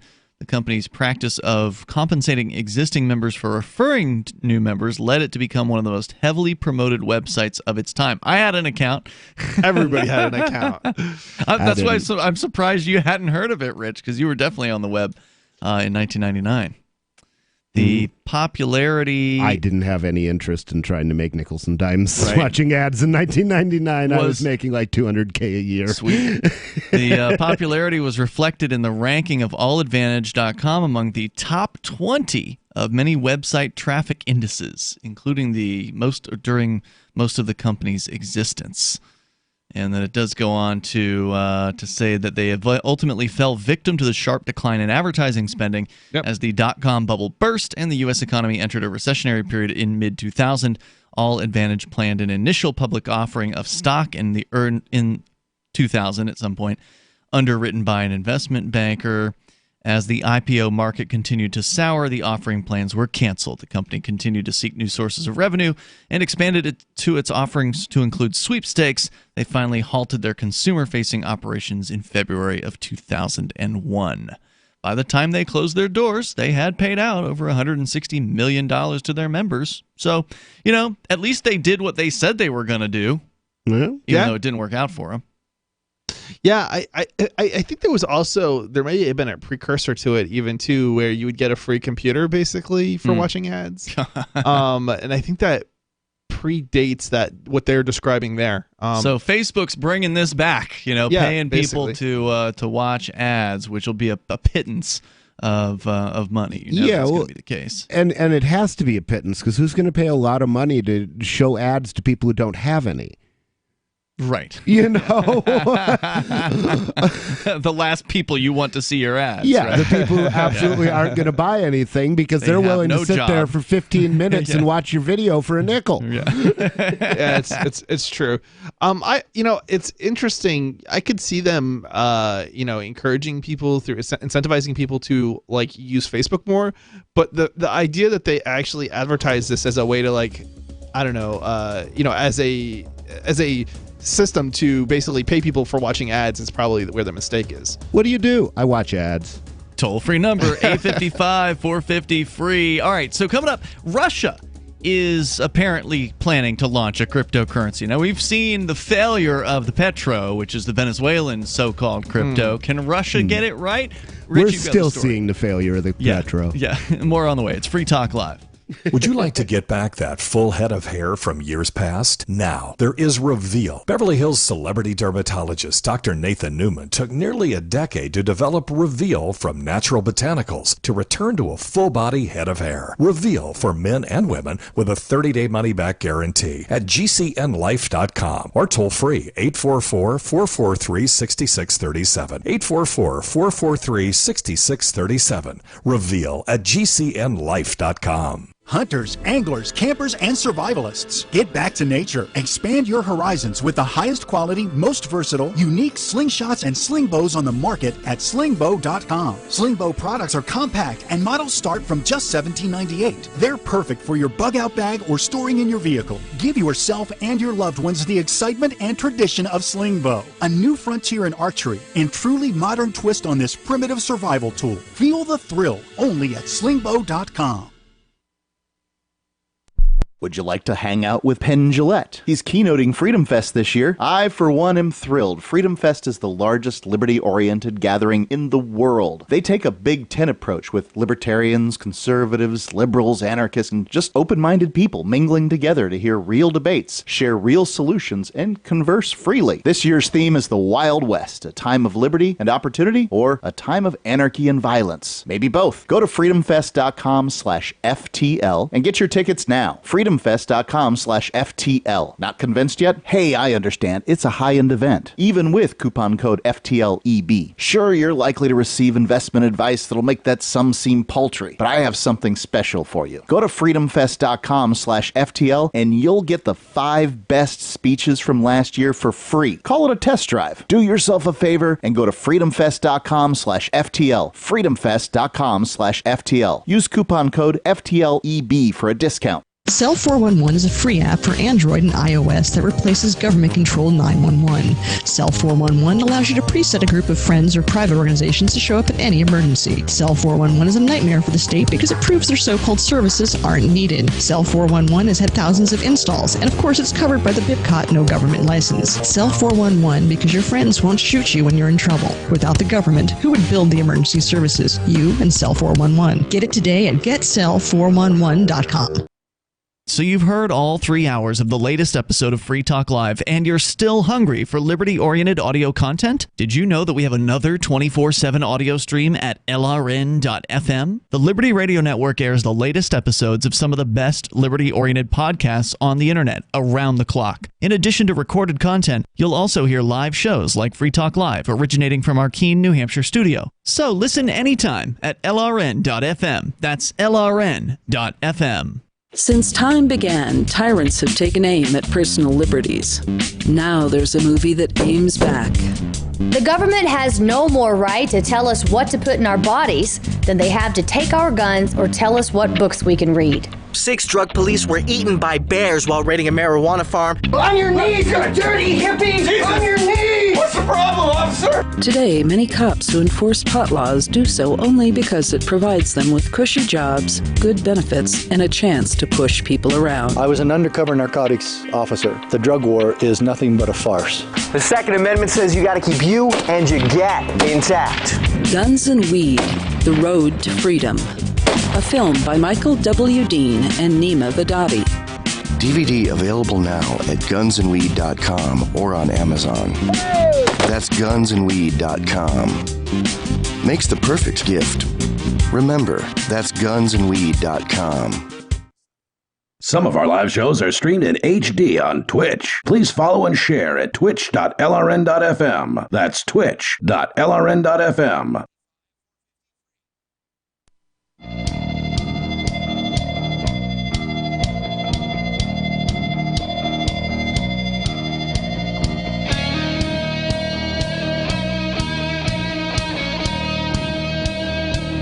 This is Free Talk Live. You can take control of the airwaves here. Our number, 855-450-FREE, like freedom. That's 855-450-3733. Coming up, will Russia be able to get it right where Venezuela has completely blown it? We followed, in as much detail as we can, the absolute failure, continuing failure of the Venezuelan so-called Petro, the quote cryptocurrency that they've been pitching now for a year and a half almost. It was supposed to have launched back in February of 2018. And still, no one has seen any evidence that this thing actually exists or is acquirable or is tradable, despite them having a purported wallet now, and despite them claiming that this thing is being accepted for something. Not sure what. We've yet to been able to figure it out. No one's been able to get, like, you can download their wallet. the wallet. Does their wallet even? I mean, how do you know? Well, if Chris you can't get Friedman it, right? downloaded the wallet, right? But he said you couldn't actually get. He couldn't get it to do anything. Well, you have to go through all sorts of know your customer stuff just to set your wallet up. Right. See, that's the thing. Wait, it's really? Yeah. Oh yeah. Wait, oh yeah. Wait, really? Yeah, it's a KY coin. Oh, these guys want to. The Petro wallet. The Petro. Yeah, you have to go through know your customer It's stuff. highly regulated, highly controlled. It's run by commies. Wow. Yeah, it's run by the government. This is What do news you to me. expect? This whole time that You're he was having shocked? problems. Yeah, this whole time he was having problems, I just assumed that it was because the wallet was intentionally defective. And Oh, it doesn't work. Yeah, the wallet doesn't work. Yeah, I don't think you can even get this. but even there if you were was to some jump through sort the of hoops. know your customer thing in there. I suspect so. I've never actually used it. All Okay. I know is Okay. I thought I thought that's that's what he you guys were said that saying. it was KYC Oh, stuff I'm that certain stopped it him. is. Oh, okay. But I don't think it actually works. I don't think the wallet actually works. I don't think you can actually get the Petro. There, look, I don't know if you were here when we did the detail. I think it was just maybe Rich and I on an after show. I don't know if you were here for that, Chris. But for listeners who were not tuned in for this, we dug into the Petro on a recent I think Freer Talk Live and tried our best to figure out if anyone actually has a Petro. Okay. And there's an exchange. There are apparently 6 or 7 highly state regulated exchanges in Venezuela where if you want to sign up for the exchange, you've got to show them a power bill, you've got to show them, identification, you've got to put in what is the equivalent of your social security number in Venezuela. So there's a very lengthy process to get on the exchange. Okay. But when we were reading articles about these exchanges, there was one that has a Bitcoin/Petro trading pair. Okay. Where they will, in theory, allow you to trade Bitcoin for a Petro. Uh-huh. However, there's no evidence that you can withdraw the Petro from the exchange. So effectively, what they're calling a Petro doesn't really appear to be anything beyond just a token on an exchange. Okay. At this point. So until you can actually get that Petro under your own, wallet, whether you can actually control it or not is a whole other question because it's again going to be centrally managed and centrally controlled. Right. But you But could. didn't they also say it was based off Dash? That's the claim. I don't understand how it could be based off Dash and then be centrally controlled. First, it was going to be an Ethereum easy. token. You set up you copy the software, you set up your own mining machines, and you don't let anybody else mine. I mean, the Dash guy did it mining in his wallet. So there's no evidence from what I can tell from all the research we were able to do that there is any Petro whatsoever. Beyond this one exchange, which in the article, the spokesperson for the exchange would not give any statistics on how trading is going. They wouldn't tell you anything about the volume or anything like that. They would just say or the price. that it was. All they would say was that it was increasing. Yes. Right. Call me skeptical. Right. Everybody who is, paying any attention should be very skeptical to Comrade the Petro. Comrade Juan, yes. You spent 3 pennies on exchange yesterday. Yes. Spend 4 pennies tomorrow so we can continue to say it's growing. Increasing, yeah. All right, so let's get into the Russia story, Rich Paul, because Russia is now claiming, apparently, that they're going to launch a cryptocurrency. Have any of these state sponsored cryptos actually come to fruition? Because I remember there was Federated Micronesia, I think, said they were going to do one. There was another. Was that Indocoin? No. Oh, that's okay. That's a different one. Because that was wasn't developed in Indonesia. Yeah, that's how it got its or at the name. very That's least, it was why I developed wondered. for Indonesia. I'm not sure if it was in Indonesia, but I have to wonder if it's an indication of desperation from the governments who are doing this. Is Russia really getting to that point where it's that desperate? I think Russia's getting into a very good point where Russia and China have been acquiring gold for a long time. And the thing is, I think they want to be able to exploit their gold stocks without letting that physical gold leave the country. Okay. So that's, obviously, except when you cash the stuff in. But the other thing is there is a real reason for having a gold-backed cryptocurrency, which is, if you buy 4 quarter-ounce gold coins, it costs a lot more than it costs to buy 1 1-ounce gold coin. And if you buy 10... There's time and effort involved in making those coins, so they have a value beyond just the hunk of silver that they are. Mm-hmm. They're dated as well, and so they've got the numismatic value to collectors who want to have every year's worth of the coin. Well, that's true, but setting numismatics value aside, the other thing is it's more spendable. You know, it's more useful for that. If you give somebody an ounce of gold, they've got to give you like $1,100 in change if you make $100 purchase. That's hard to do. That is hard to do. So. And also, gold is not easily shipped. I shipped some gold to New Hampshire from South Carolina because I was an investor in Bloom's Brewery, and I had to pay money to insure it and all that. Oh yeah. Well, if you have a gold-backed crypto that's really redeemable for species, then you solve both of those problems. You can buy a cup of coffee and pay in gold. A couple of gold satoshis, and nobody has to make change, right? But then once you've accumulated, like say you've made a full coin equal to an ounce, once you've accumulated an ounce of these bits and pieces of silver dust, you can take it to somebody who redeems them and trade it in for a solid gold coin. So that is beautiful stuff. Well, and one of the other points that was made by the Liberty Dollar folks, because remember we talked about on Free Talk Live, I think it was in 2018, Liberty Dollar came back into existence, which for longtime listeners, the Liberty Dollar was America's top alternative currency back before Bitcoin was a thing. Liberty Dollar actually had their offices raided by the federal government, and they stole a large amount of gold and silver, and I think even some copper from Liberty Dollar. Ultimately, it went to court, and the court did finally order the silver and such to be returned to their to the people who claimed that they'd owned it. So it kind of worked out in the long run, but it took like a decade for that to finally shake out. The founder of the Liberty Dollar, Bernard von Nothaus, ended up getting a suspended sentence, probation or something like that, for supposedly like violating copyright law or counterfeiting laws, I think it was. What? Yeah, they didn't like the fact that he put the Statue of Liberty and the word.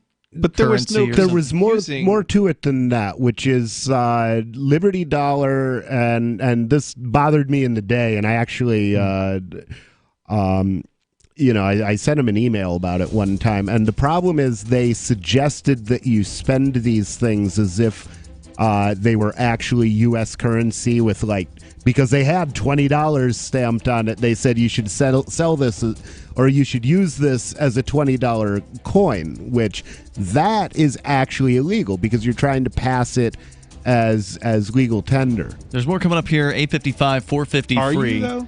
855 just because you're settling debts. 450-3733 Free Talk Live. Does your dog itch, scratch, stink, or shed like crazy? Come to Dynavite for help. Order a 90-day supply of Dynavite. Pick up 2 bottles of Lico Chops, get the 3rd bottle free. New improved Lico Chops with omega-6, omega-3, vitamin E, and now 6 extra direct-fed microbials. Even better for the digestive tract and immune system. And dogs love it. Try Lico Chops. Buy 2, get 1 free. This is Henry Lukasevic for Dynavite. DINOVITE.com.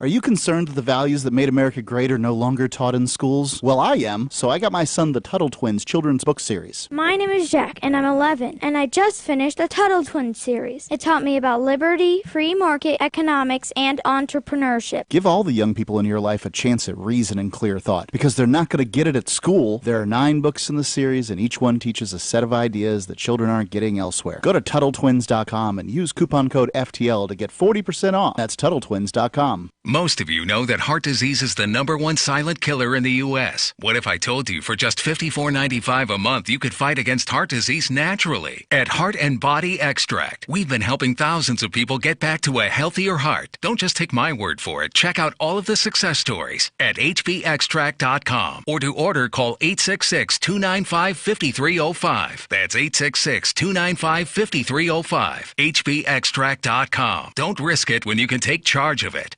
Anytime, any place, anywhere. Radio remains the most intimate of all forms of media. At home, at work, in the car, on smartphones. Over 90% of consumers still listen to radio every week. That makes choosing radio as a place to advertise your business one of the best decisions you can make. Email advertise@gcnlive.com and partner up with an experienced GCN representative. Advertise@gcnlive.com. Easy, affordable, effective. My name is Angel Rach. I'm a mother of 2 teenage children, and I fought all the way to the Supreme Court for the right to use the medicine that saved my life.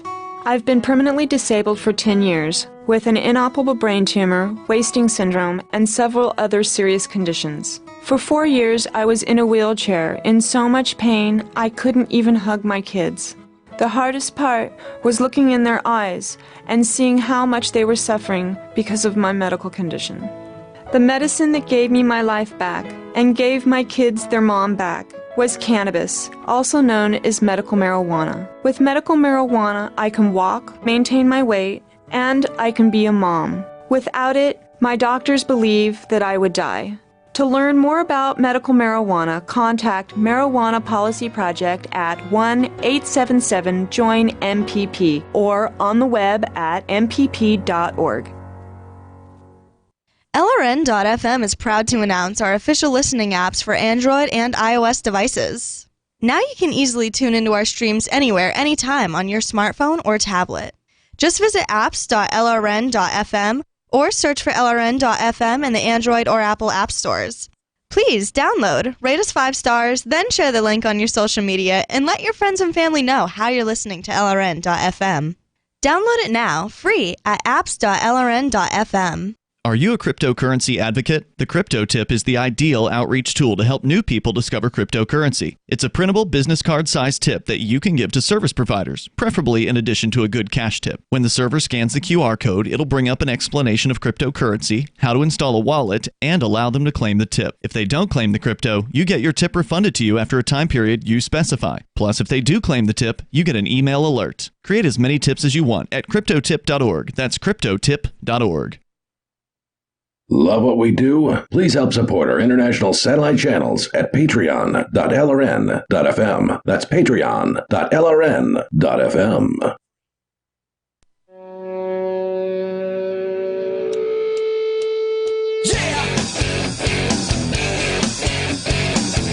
It's Free Talk Live. You can dial toll-free here. Bring up whatever's on your mind. Our number is 855-450-FREE like freedom. That's 855-450-3733. We're talking about cryptocurrency, specifically Russia. We're going to get into the story here in a little bit, that they are ostensibly planning to launch their own gold-backed cryptocurrency, and Rich has that story. Our toll-free number here is 855-450-FREE, and I do still want to know if any of these governments who've talked about doing a cryptocurrency, because I can think of at least a couple. I'm pretty sure it was Federated Micronesia. There's one of these like little micro island nations that was talking about it. Like they wanted to issue their own crypto, and they wanted to invite crypto people to their island because, you know, they need money. So they want the crypto people to come live there or whatever. I don't know if anything panned out with that. We know the Petro's an absolute, S show, and that's never even come out. So if you know of one, you want to join the conversation, please do. Our toll-free number here is 855-450-FREE. That's 855-450-3733. By the way, I want to invite you over to liberty.menu if you're an individual who rejects the initiation of force and you agree to abide by the ethics of the non-aggression principles. If you're a liberty-minded person, you should be at liberty.menu.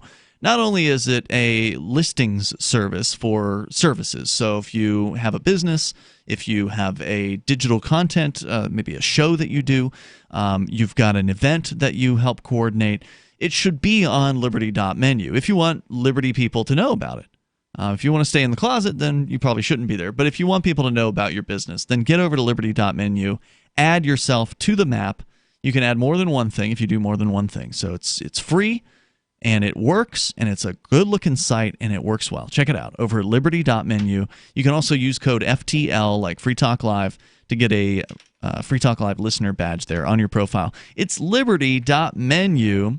as we continue here. One of the other things I wanted to say about the idea of a gold-backed or silver-backed or some precious metal-backed cryptocurrency, I think it's an interesting concept, and I was excited to hear last year that the Liberty Dollar was going to make a comeback as a silver-backed cryptocurrency. I'm sad to see that it seems to have stalled in its initial fundraiser. It's only at about... looks like about 6,000 of their 10,000. They're offering 10,000 initial fundraising tokens to try to kind of get the ball rolling, and it feels like it's been kind of sitting at about 4,000 tokens remaining. About 3,896 tokens remain at the moment, and I feel like it's been sitting there for a while. So I don't know what's going on with the LD2coin.io, their website, LD2coin.io. But one of the points they made in their white paper is, unlike your typical cryptocurrency where it could go to zero, right? Like whatever we're talking about, whether it's Bitcoin Dash, Bitcoin Cash, it could fail, right? Something catastrophic could happen. People could lose interest in it. It could go under.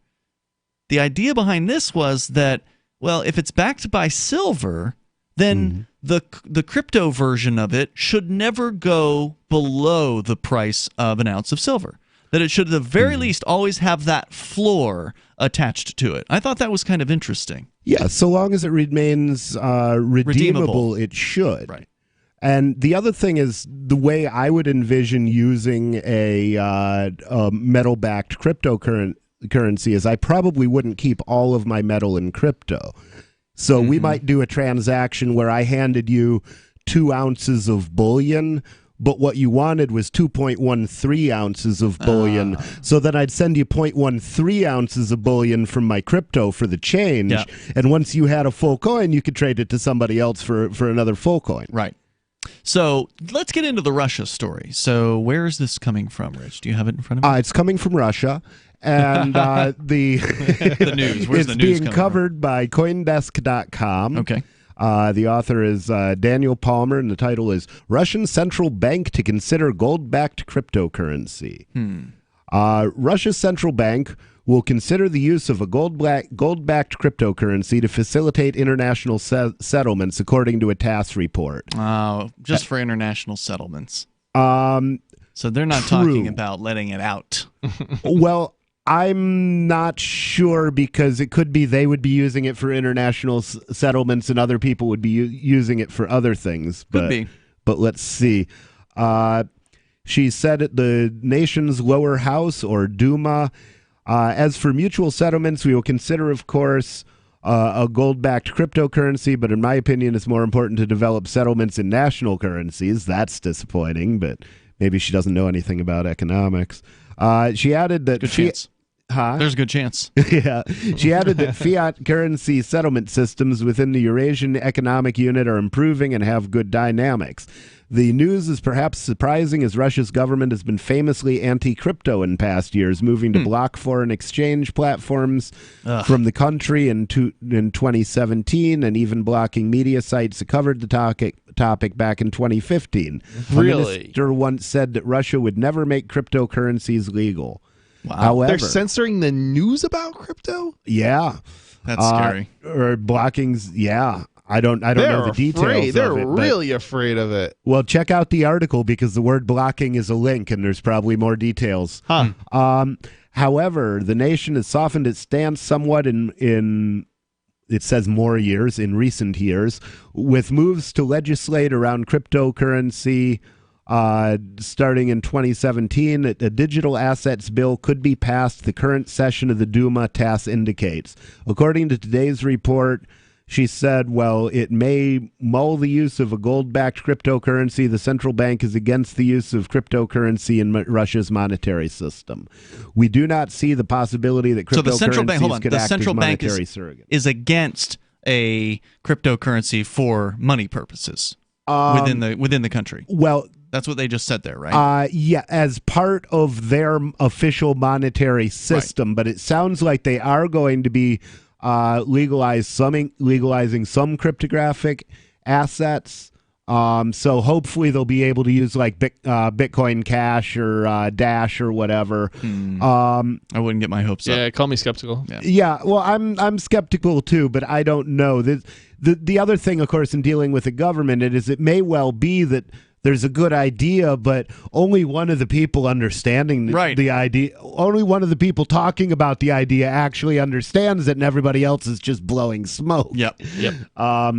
And that is short article. That was it. Yeah, I think that whenever we see these governments talking about cryptocurrencies, that's really all it is. It's just them blowing hot air because they don't know what they're doing. These central banks, they don't know anything about cryptocurrencies. They may have, like you said, maybe one or two people on staff who've got a grasp on it, but these old banker dinosaurs, I mean, these people are clueless about this stuff. Well, the old banker dinosaurs, if they were a couple of centuries older and dinosaurier, then they would know that the origin of money was people dropped gold off at goldsmiths because they didn't want to carry it around. Sure, and they would carry receipt. around a warehouse receipt. And if they wanted to trade that gold to somebody else, they would give them the warehouse receipt, and that would be traded for the gold. And you could trade in the warehouse receipts of many different vendors. That, to me, would be the real basis for a gold-backed cryptocurrency. You want to have distributed stores of physical coins. Liberty Dollar had that. They had warehouse receipts. They didn't have it distributed. They had, you're Liberty right. They only Dollar had one location. Incorporated owned all of it also. Even if they had many locations, if you know who the company is, you can find all the locations. But if you would have to go to, go raid 10,000 coin shops in the United States, that would be a lot more difficult. This is very true. And also a lot more politically difficult, politically dangerous, because, all those coin shop owners have friends and supporters, and that's, if you use Daryl Carnegie's 150 people each, then busting 10,000 coin shop owners would leave you with 1.5 million irritated people. Yeah, I mean, it's just the logistics of getting all that to function correctly, getting the redemption aspect of it, taking your crypto and then turning it into actual silver. There's costs involved. The big problem is what happens if you show up at a coin shop who's advertising that he will redeem these things and he doesn't have any actual specie, or doesn't have enough. Right, and the thing that when I was in jail thinking about this, the idea that I had is if you did that, then upload a video of that interaction and there'll be some way to fine him like 1/10 of a coin. So create a liability for him. We can continue, and you can join us. Our toll-free number is 855-450-FREE, like freedom. That's 855-450-3733. Coming up, the border control of your devices may be changing, and Chris Wade's got the story on the way in Hour 3. This is Free Talk Live.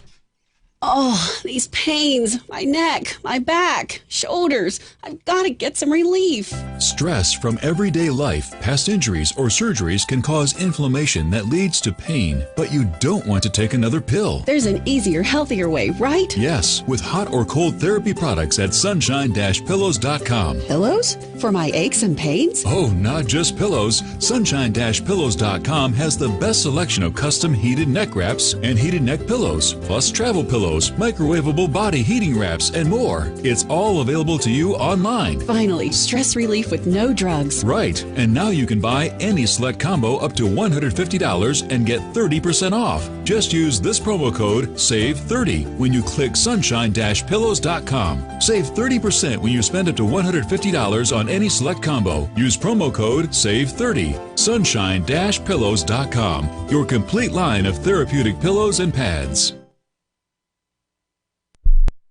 Did you know you can legally exit the U.S. federal income tax system? Well, it's true, and thousands of American nationals are doing it.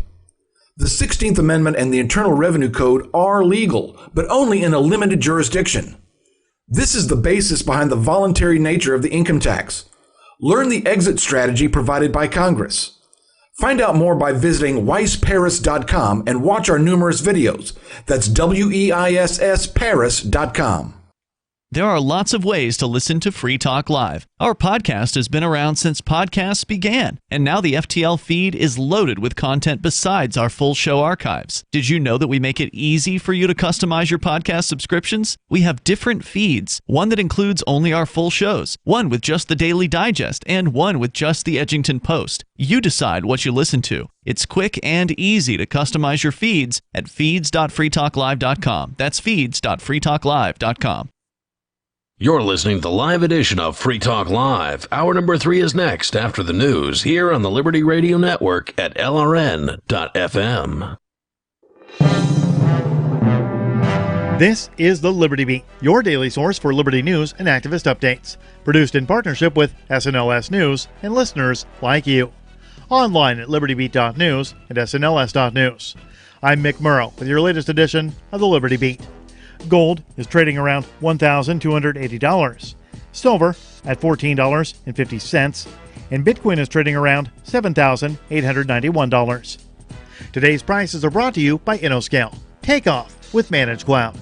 Looking for a safe, secure way to store your important files online? Let InnoScale handle it for you.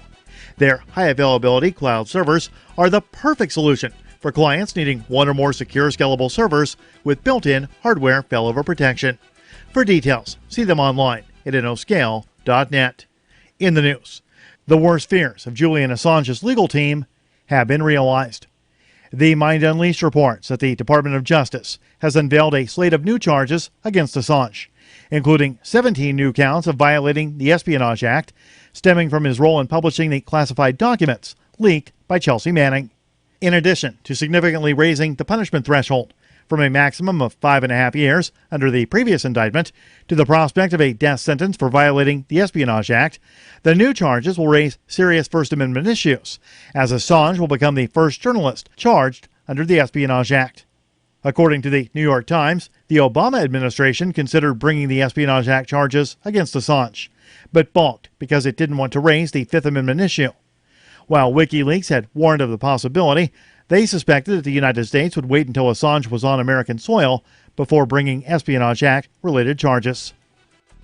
The Liberty Beat is sponsored in part by Brave Botanicals. High-quality kratom and CBD at reasonable prices with excellent customer service.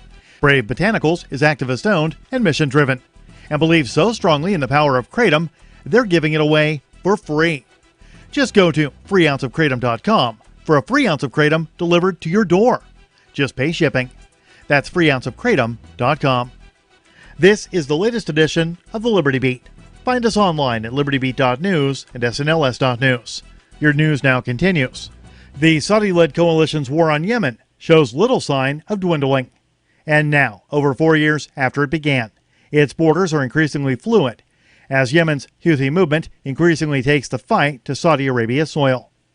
Minpress News reports that last Monday, the Houthis announced that amid increasingly grim prospects for peace, they would begin a campaign to target 300 vital Saudi-led coalition military and economic targets, including military headquarters and facilities inside Saudi Arabia and the United Arab Emirates, as well as Saudi-led coalition military targets inside Yemen.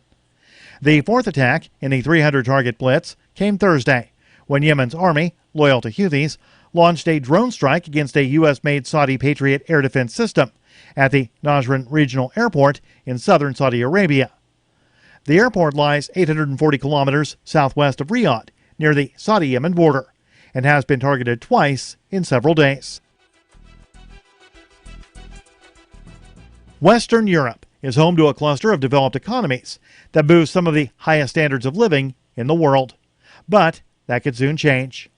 The Mind Unleashed, citing NBC News, says that IQ scores in France, Scandinavia, Britain, Germany, and even Australia are beginning to decline.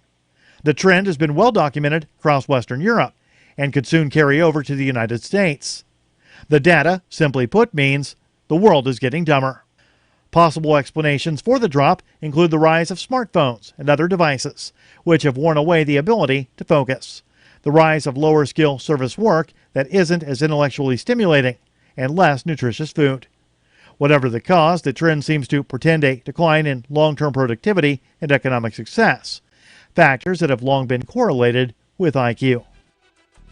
Support for the Liberty Beat comes from the Conscious Resistance Network, featuring videos, news reports, and articles from a spiritual anarchist perspective. Experience the Conscious Resistance at theconsciousresistance.com. How would you like to have your business featured on the Liberty Beat? You can. Just send an email to libertybeat@snls.news for details. This is the Liberty Beat, produced in partnership with SNLS News and listeners like you. The Liberty Beat is online at libertybeat.news and snls.news. I'm Mick Murrow, reporting for the Liberty Beat, reminding you, spread liberty with a smile. I'd like to tell you about our newest innovations in helping to keep our communities safe. Problem Creation Policing. Problem Creation Policing, or PCP, is a way to get the entire community involved in maintaining a safe neighborhood.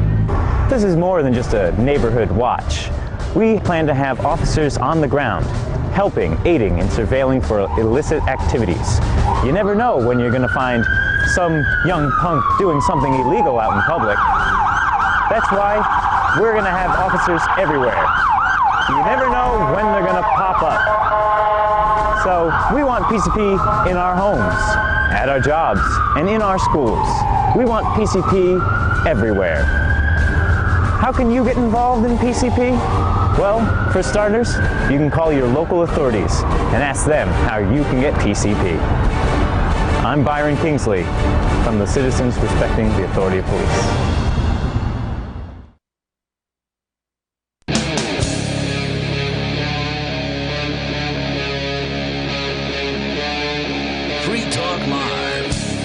It is Free Talk Live. We're launching into the third hour of this program. You, as always, are invited to join us here. The toll-free number is 855-450, free like freedom.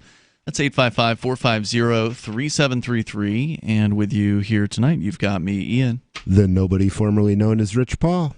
And Chris. We're going to get into a story, Chris, that you brought to share with us tonight about the Border Patrol, the Customs and Border Enforcement.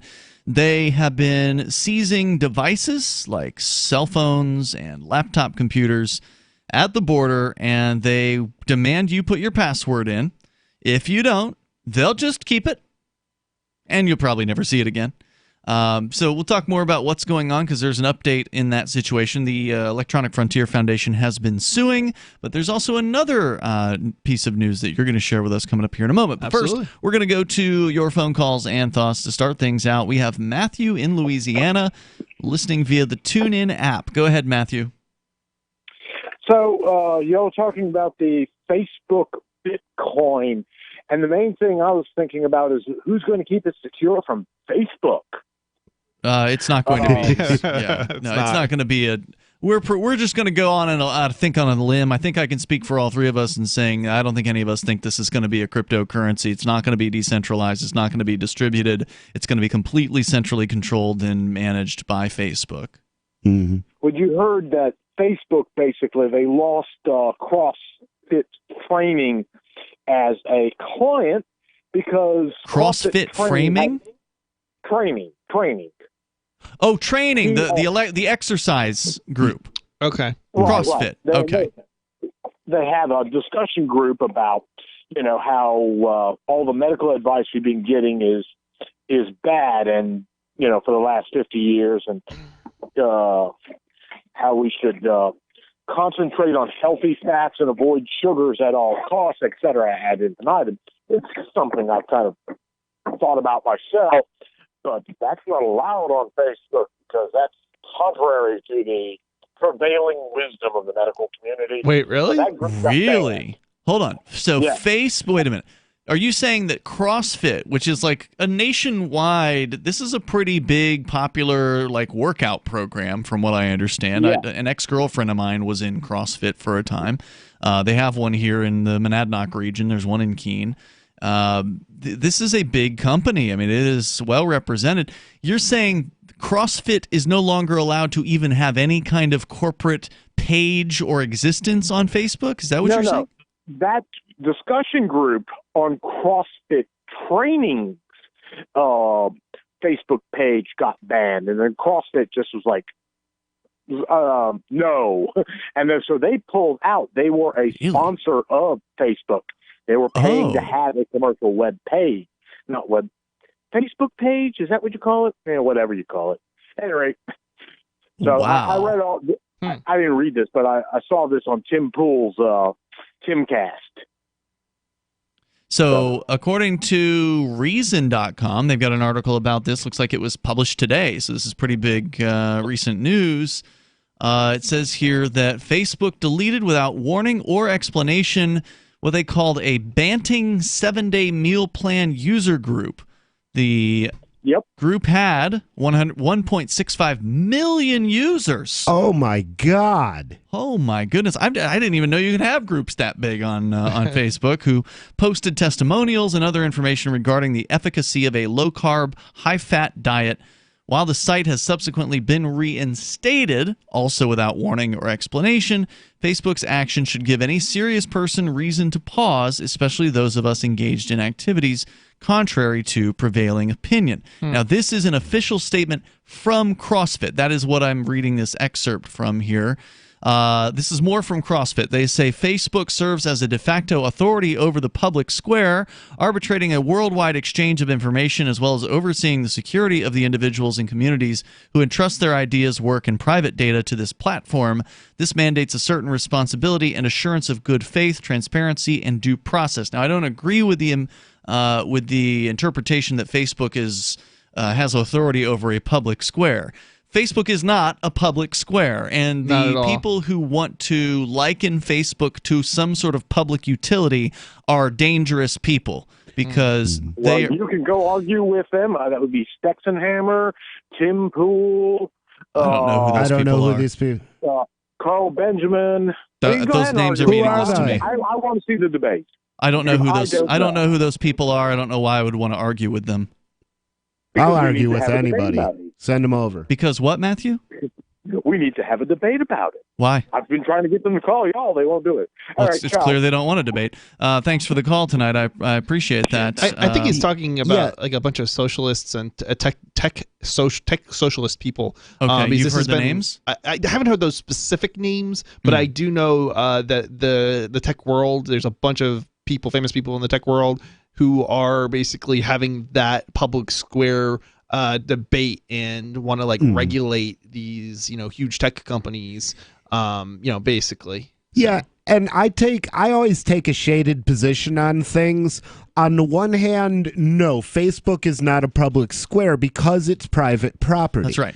But on the other hand, people like Cantwell that want to change social media should be a public square, and the way to do that is to develop a distributed social media system. Absolutely. So that it's public because nobody can be thrown off it. Mm. But that's a technological solution. There is no government solution. You can't just nationalize Facebook. But that's what people like Chris Cantwell want. And it's not just Chris Cantwell, it's also people on the left. He's a socialist now. He's a Nazi. He's a national socialist. So he wants to... Well, he's more like a fascist, but I mean... Yeah. Well, yeah, he's a total statist, basically. There's certainly solutions to these problems. That's just the only N-word I can use. So. There's Mastodon in replacement of Twitter, for example. It's decentralized. It's great. That works great. We both use it. I think Rich is on there now. Mastodon would fit my description of a public square because if you look at Mastodon space, because anybody can download their own server and run it on their own computer. Right. So Anybody even who if knows how you to run get a kicked server. off every existing Mastodon instance, you can still be on Mastodon. Sure, and people can still connect directly to your server and find out what you have to say. Yep. Now, if nobody's doing that, then you've obviously wasted your time because nobody wanted to hear what you were saying anyway, and you might want to get a job baking cookies or something. You might have the right to speak, but nobody has to listen. That's correct. Yeah, nobody has an obligation to listen to you. Because the Mastodon platform is a federated platform, that means the other people running servers can just ignore you. They can disconnect from you, and you don't get to talk to them. Yeah, and you can be clicked off in a particular instance, but that's okay because you can just sign up for another instance or create your own instance and basically be in total control of your own domain. Wow. Which you guys have Should done, I I think. feel bad that I've never been thrown off a Mastodon server? Is that something like if you haven't been banned from Facebook, you should up your game? I mean, I don't know. I mean, we've set up our own. My partner and I have set up our own servers, so that nobody's in control of us and what we say. But I know. I think you have signed up with the Libertarian I'm on server, Liberdon, right? which is a Libertarian instance, right? Mastodon instance. So yeah, I mean, it's kind of depends on how much do you trust your other Libertarian. Well, right. I mean, whoever's running that could get a hair up his butt and right. shut the thing down or go ban crazy or whatever. In which case, I have yet to actually verify this, but I believe you can download your profile and re-upload it to another server. I would be shocked people would if it still didn't be have following you. No, you'd probably have to repoint somehow. I don't know how that would work, but at the very least, you wouldn't be able to lose your content. If they're following you by your full Mastodon ID, it would be like following somebody's email address. It wouldn't matter if they moved. Doesn't matter what instance you're if they moved the server. No, it does matter. Well, you can see people across servers. You can follow people on other servers. So someone could search for you and find your new profile. But I don't think that you would necessarily retain all your followers if you had to move. Yeah, I don't think that's how that works. I mean, I could be wrong, but I could be wrong too. I've never actually tried that would be really awesome. I if think you I could. should try that tonight. Yeah, if you can sign somebody up, follow you, and then take that profile and move it to a different server. Yeah, I want to know because that is really cool. There is a thing that does something like that, and it's called Node Solid, and it's this thing I've been talking about that's developed by the original author of the World Wide Web. Oh, right. Yeah. All right, we got more on the way here. You can bring up whatever you want. We can go back to get into this border device story that Chris brought in, or we can talk further about CrossFit versus Facebook. CrossFit not happy about what happened to their group. It's Free Talk Live. Are you concerned that the values that made America great are no longer taught in schools? Well, I am, so I got my son the Tuttle Twins children's book series. My name is Jack, and I'm 11, and I just finished the Tuttle Twins series. It taught me about liberty, free market economics, and entrepreneurship. Give all the young people in your life a chance at reason and clear thought, because they're not going to get it at school. There are 9 books in the series, and each one teaches a set of ideas that children aren't getting elsewhere. Go to TuttleTwins.com and use coupon code FTL to get 40% off. That's TuttleTwins.com. I believe the crypto winter is over. That, if true, means that crypto prices may be on the rise and more news will be on the horizon. Get the latest and freshest crypto news at news.bitcoin.com. They have a real staff that does real reporting, not the rehash stuff you're getting from most crypto news outlets. I am proud and happy to say that news.bitcoin.com is my first stop for all news crypto related. News.bitcoin.com. Don't forget that you can get a free Bitcoin Cash wallet and free Bitcoin Cash at free.bitcoin.com. Free crypto at free.bitcoin.com. You love Bitcoin. It's the future, right? Well, no, not if everyone stops using it. I mean, think about it. How many places in your town take Bitcoin? 1? None? Let's be real. If this Bitcoin thing is ever going to happen, it's going to need your help. The good news is, the guys at AnyPay have your back. We built a website called HelpMeTakeBitcoin.com. And it's a place you can send any business. And they'll be set up to take Bitcoin in 5 minutes. HelpMeTakeBitcoin.com. I believe the crypto winter is over. That, if true, means that crypto prices may be on the rise and more news will be on the horizon. Get the latest and freshest crypto news at news.bitcoin.com. They have a real staff that does real reporting, not the rehash stuff you're getting from most crypto news outlets. I am proud and happy to say that news.bitcoin.com is my first stop for all news crypto related. News.bitcoin.com. Don't forget that you can get a free Bitcoin Cash wallet and free Bitcoin Cash at free.bitcoin.com. Free crypto at free.bitcoin.com. Don't you hate that feeling in the pit of your stomach when the police pull you over? Most people have no idea how to handle it properly, and they promptly get fed into the municipal fee-generating meat grinder. Or maybe you recall that feeling you get when you go to the mailbox and see one or more letters from the IRS. You get a sense of impending doom, don't you? So let me ask you, if you could learn how to use the law to beat the IRS, traffic tickets, almost any courtroom scenario, collectors, credit card debt, and even mortgage debt because of fraud perpetrated against you, would that be worth knowing about? Don't laugh. Investigate. Check out the life-changing benefits of the Lighthouse Law Club at their website, lighthouselaw.club. That's lighthouselaw.club. And while you're at it, visit the Lighthouse Law Club YouTube channel. You might be in for a pleasant surprise. LRN.FM now has a Discord. Discord is a free text and voice chat platform, and we now have our own server with a bunch of channels at discord.lrn.fm. You can join other listeners as they chat about various things during our live shows, or anytime, day or night. Discord software is available cross-platform, so you can have it on whatever device you want and take your chats anywhere. Join our Discord at discord.lrn.fm. That's discord.lrn.fm. Did you know that Free Aid is a mutual aid, educational, and networking organization? At Free Aid, we support volunteers who provide first aid. We do outreach to the public about health and safety, and we bring together medically skilled freedom lovers. Free Aid is made possible by your generous support. Donors can receive great gifts like first aid kits, t-shirts, silver dime cards, and hoodies. The Free Aid Silver Dime Card Project is sponsored in part by Roberts & Roberts Brokerage, Freedom's Phoenix, and Don't Tread on Meme. Visit fr33aid.com. Now you can follow LRN.FM on the decentralized Mastodon social media platform at toot.lrn.fm, toot.lrn.fm.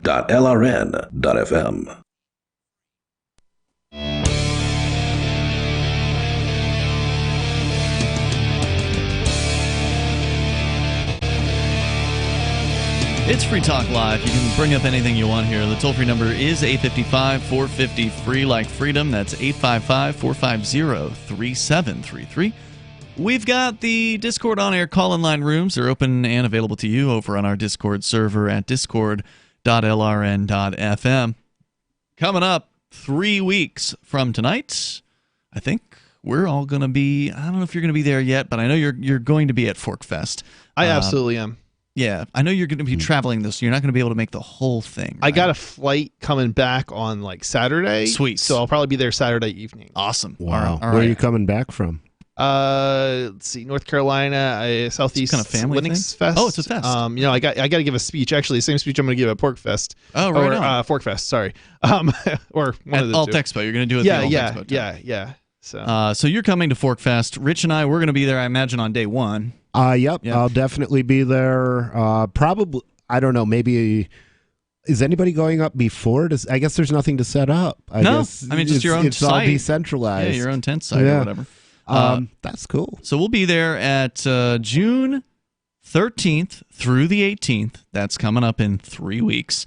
That starts on a Thursday. It ends on a Tuesday, so it'll be through the weekend. And there's going to be a lot happening. But what is it all going to be? I have no idea. I don't know what all is going to be going on at ForkFest because it's decentralized. There's no central repository. There's no. Well, hold on. Wait a minute. We do have a little bit of an idea what's going on. I have a little bit of an idea, but I don't know what all is going on. Right, that's true. There's a bunch of stuff happening that I don't know what Certainly, it is. we know about Man Camp. We know. Yeah, was it Man Camp? Yeah, Man Camp. Yeah, Man Camp. We know about the Alt Expo. There's gonna be some talks. I'm giving one. AnyPay.global's throwing parties at night. Yep, AnyPay is throwing some parties. Dance parties. The big gay dance parties coming back. Yep. I mean, so there's certainly stuff that we know about, and it's going to be happening. Yeah. It's going to be a great time. So there's going to be some people are going to be cooking apparently this year. So I think the food. I think Johnson said he was coming. Did he? Okay, good. Yep, I believe he's going to be cooking. So the food selection will be increased from last year because it basically was non-existent last year. Yeah, we had to go off the campground in order to get most food. of the time. At least at nighttime, there was a little bit. Patrick from Liberty.menu was doing breakfast, but he was the only one doing anything last year. So it's going to be. I think it's going to be better attended. There's more buzz. Sure. There's more buzz about it this year. We're probably going to have twice the number of people as last year, excluding the wedding that occurred. True.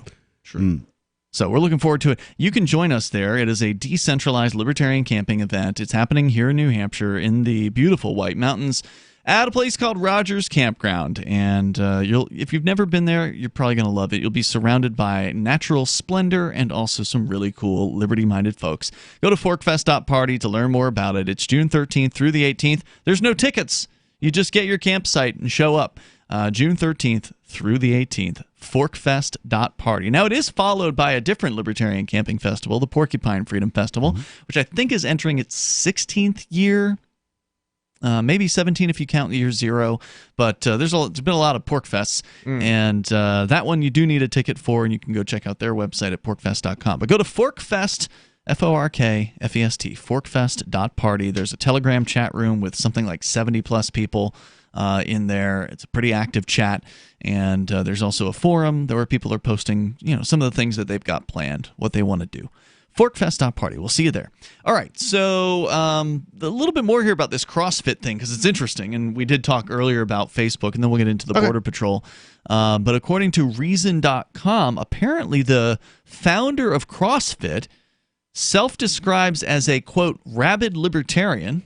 Interesting. They said that they did an interview with him 6 years ago from Reason.com. His name is Greg Glassman.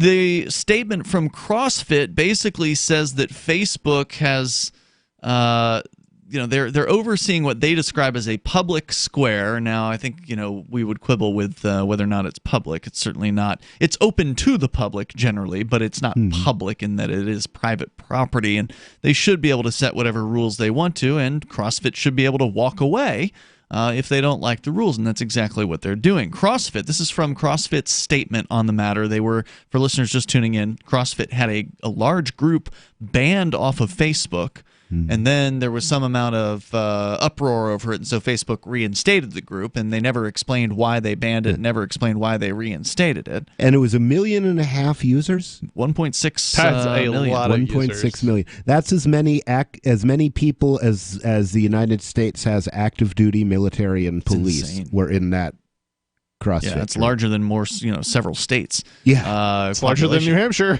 CrossFit Incorporated, as a voluntary user of and contributor to this marketplace, can and must remove itself from this particular manifestation of the public square when it becomes clear that such responsibilities are betrayed or reneged upon to the detriment of our community.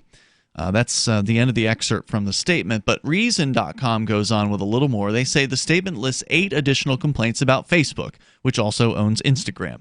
These include the platform's willingness to censor certain accounts or pages at the insistence of governments, its weak intellectual property protections, and its alleged willingness to act, quote, in the service of food and beverage industry interests by removing, quote, accounts of communities that have identified the corrupted nutritional science responsible for unchecked global chronic disease, unquote. So, and I will say I'm on the keto diet myself, so this hits near, and I have had all kinds of harassment from doctors and medical people who, without examining me, will tell me that you're wrong. That I shouldn't be doing this. And how do these doctors harass you? Are they on Facebook giving you a hard time? Not harassing me, but like I'll generally tell a doctor when I'm first going in just to see what it is, and they'll be like, "Oh, you need to stop." So not harass. I mean, the same way you harass somebody to stop smoking.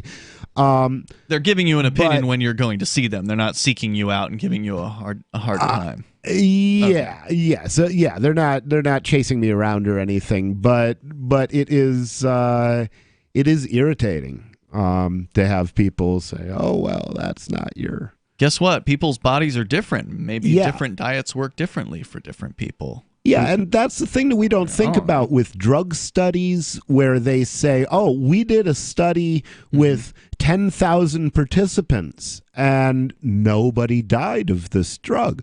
Well, what happens when you give it to 1 million participants? Somebody might die. Exactly.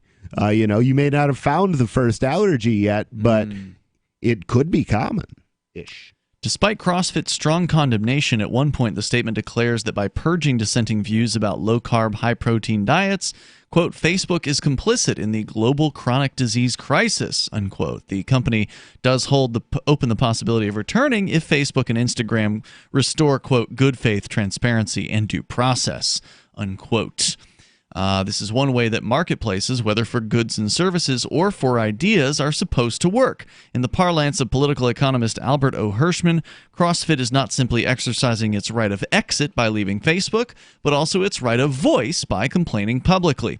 In the best of all worlds, such actions wouldn't be necessary. Instead of taking it upon themselves to police more than true threats, and instead of calling for government regulation of expression, Facebook and other social media services would treat their platforms as free speech zones and focus instead on providing users with tools to personalize their experience.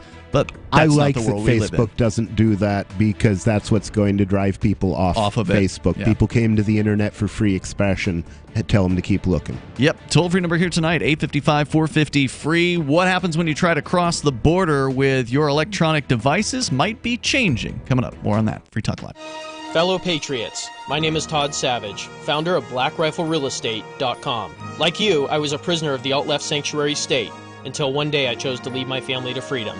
Today we live on a sustainable 20-acre homestead where we shoot, hunt, garden, and homeschool our children without the tyranny of the nanny state looking over us. If you're ready to flee the city to the freedom of Idaho or Montana, our Black Rifle Real Estate team is here to help. Go to BlackRifleRealEstate.com. That's BlackRifleRealEstate.com. Hunters, anglers, campers, and survivalists. Get back to nature. Expand your horizons with the highest quality, most versatile, unique slingshots and sling bows on the market at slingbow.com. Slingbow products are compact and models start from just $17.98. They're perfect for your bug out bag or storing in your vehicle. Give yourself and your loved ones the excitement and tradition of Slingbow, a new frontier in archery and truly modern twist on this primitive survival tool. Feel the thrill only at slingbow.com. Why did you move to the Shire? I moved here to the Shire because there's other people around who take liberty just as seriously as I do.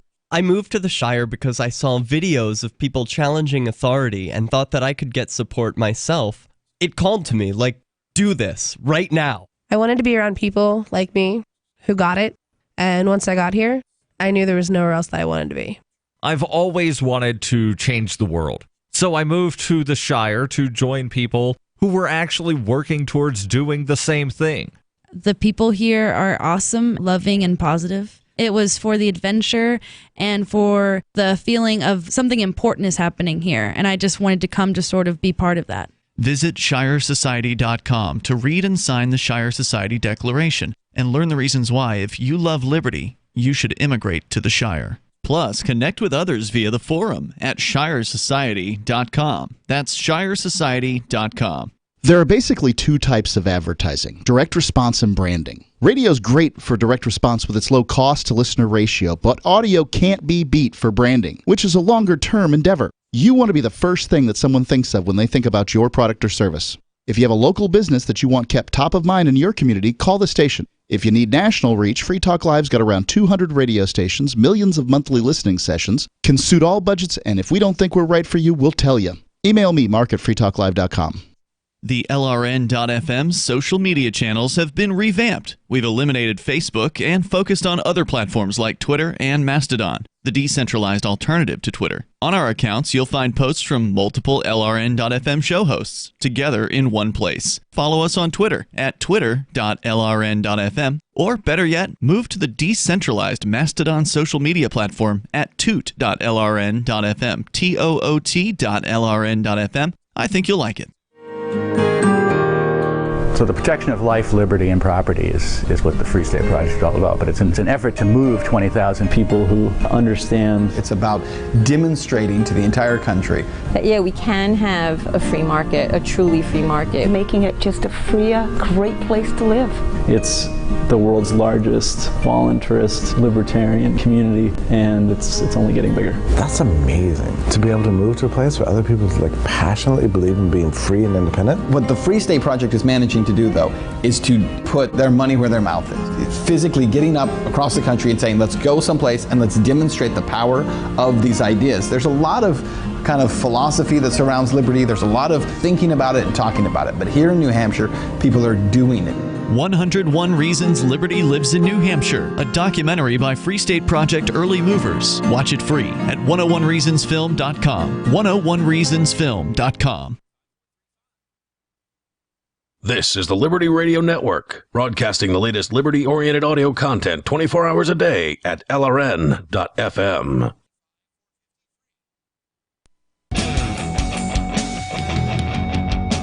It's Free Talk Live. Dial in toll free, bring up what you want, unless, of course, your phone was confiscated when you were crossing the border.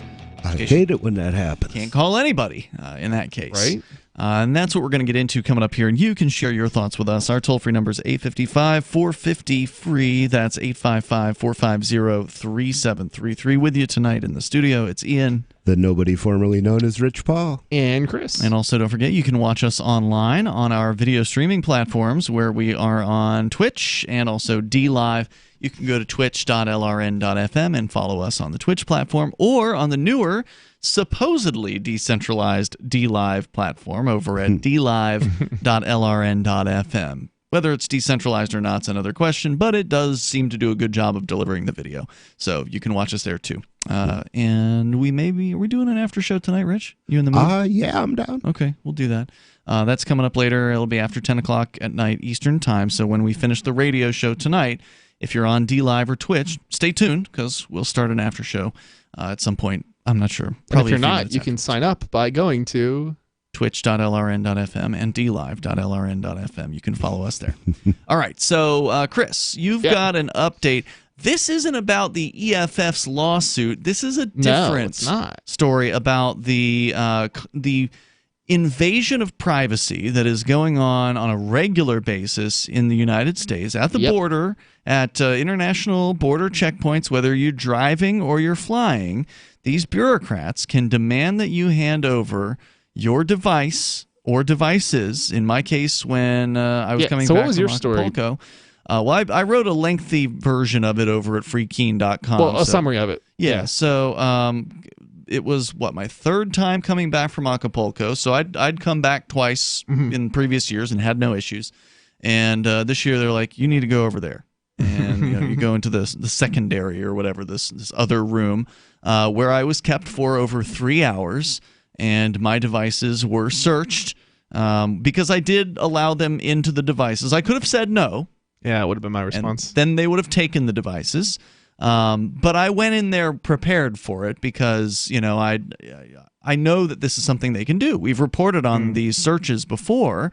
And so I prepare for it by, unloading my cryptocurrency wallet, logging out, deleting Coinomi, that kind of thing, logging out of Edge or whatever, getting out of anything that they could have kind of gotten into and meddled in, log out of Gmail, log out of, whatever stuff I can get out of, password protecting, Telegram and things like that. So there are things that you can do to sort of sanitize your device, if you will. Not to say that, there was anything that was illegal there. It's just like, I don't want them in my business. I don't want them reading my emails. I don't want them, even though they could get a warrant and search through it from Google or whatever. But, making it harder rather than easier on them is something that I would do.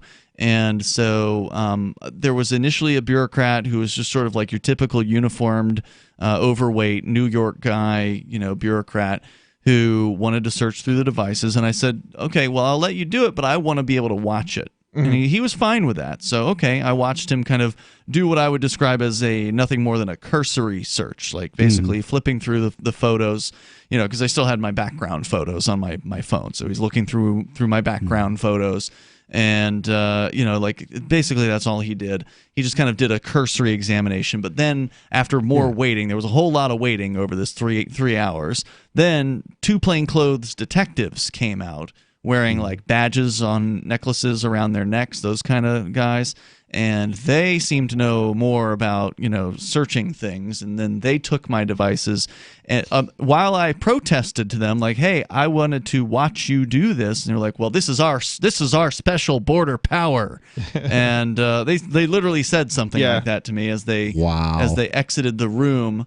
They'd never asked me to put the laptop password back in, so I'm pretty sure they weren't able to do anything with the laptop, even though they took it with them. And because it was a Linux laptop. Do you have an encrypted hard drive? Yes. They probably duplicated the entire drive is what most likely they did, and so some forensics person, because even though they came specially for you, they probably were not forensics people. Maybe. And the reason they would have done that also is because it's not going to do them much good to duplicate an encrypted drive. No, it wouldn't. But the reason that they would duplicate the drive and hand it over to forensics people is because then they can use it in court. If they don't, then you could potentially argue, well, they compromised the evidence. I suspect that they definitely. I don't think they were back there long enough to. I mean, maybe they were to take the hard drive out and actually duplicate it. I think they would have had an easier time duplicating the phone, like, basically just ripping the memory or whatever from the phone, because they had access to the phone. They definitely and they have devices for that. They have special. They can just plug it in and press a button. They have special devices, and I don't even know they would have to necessarily take the hard drive out of your laptop to duplicate it. So it'd be faster if they did, though. I'm not even sure if that's the case necessarily, No? Okay. because you can hook up.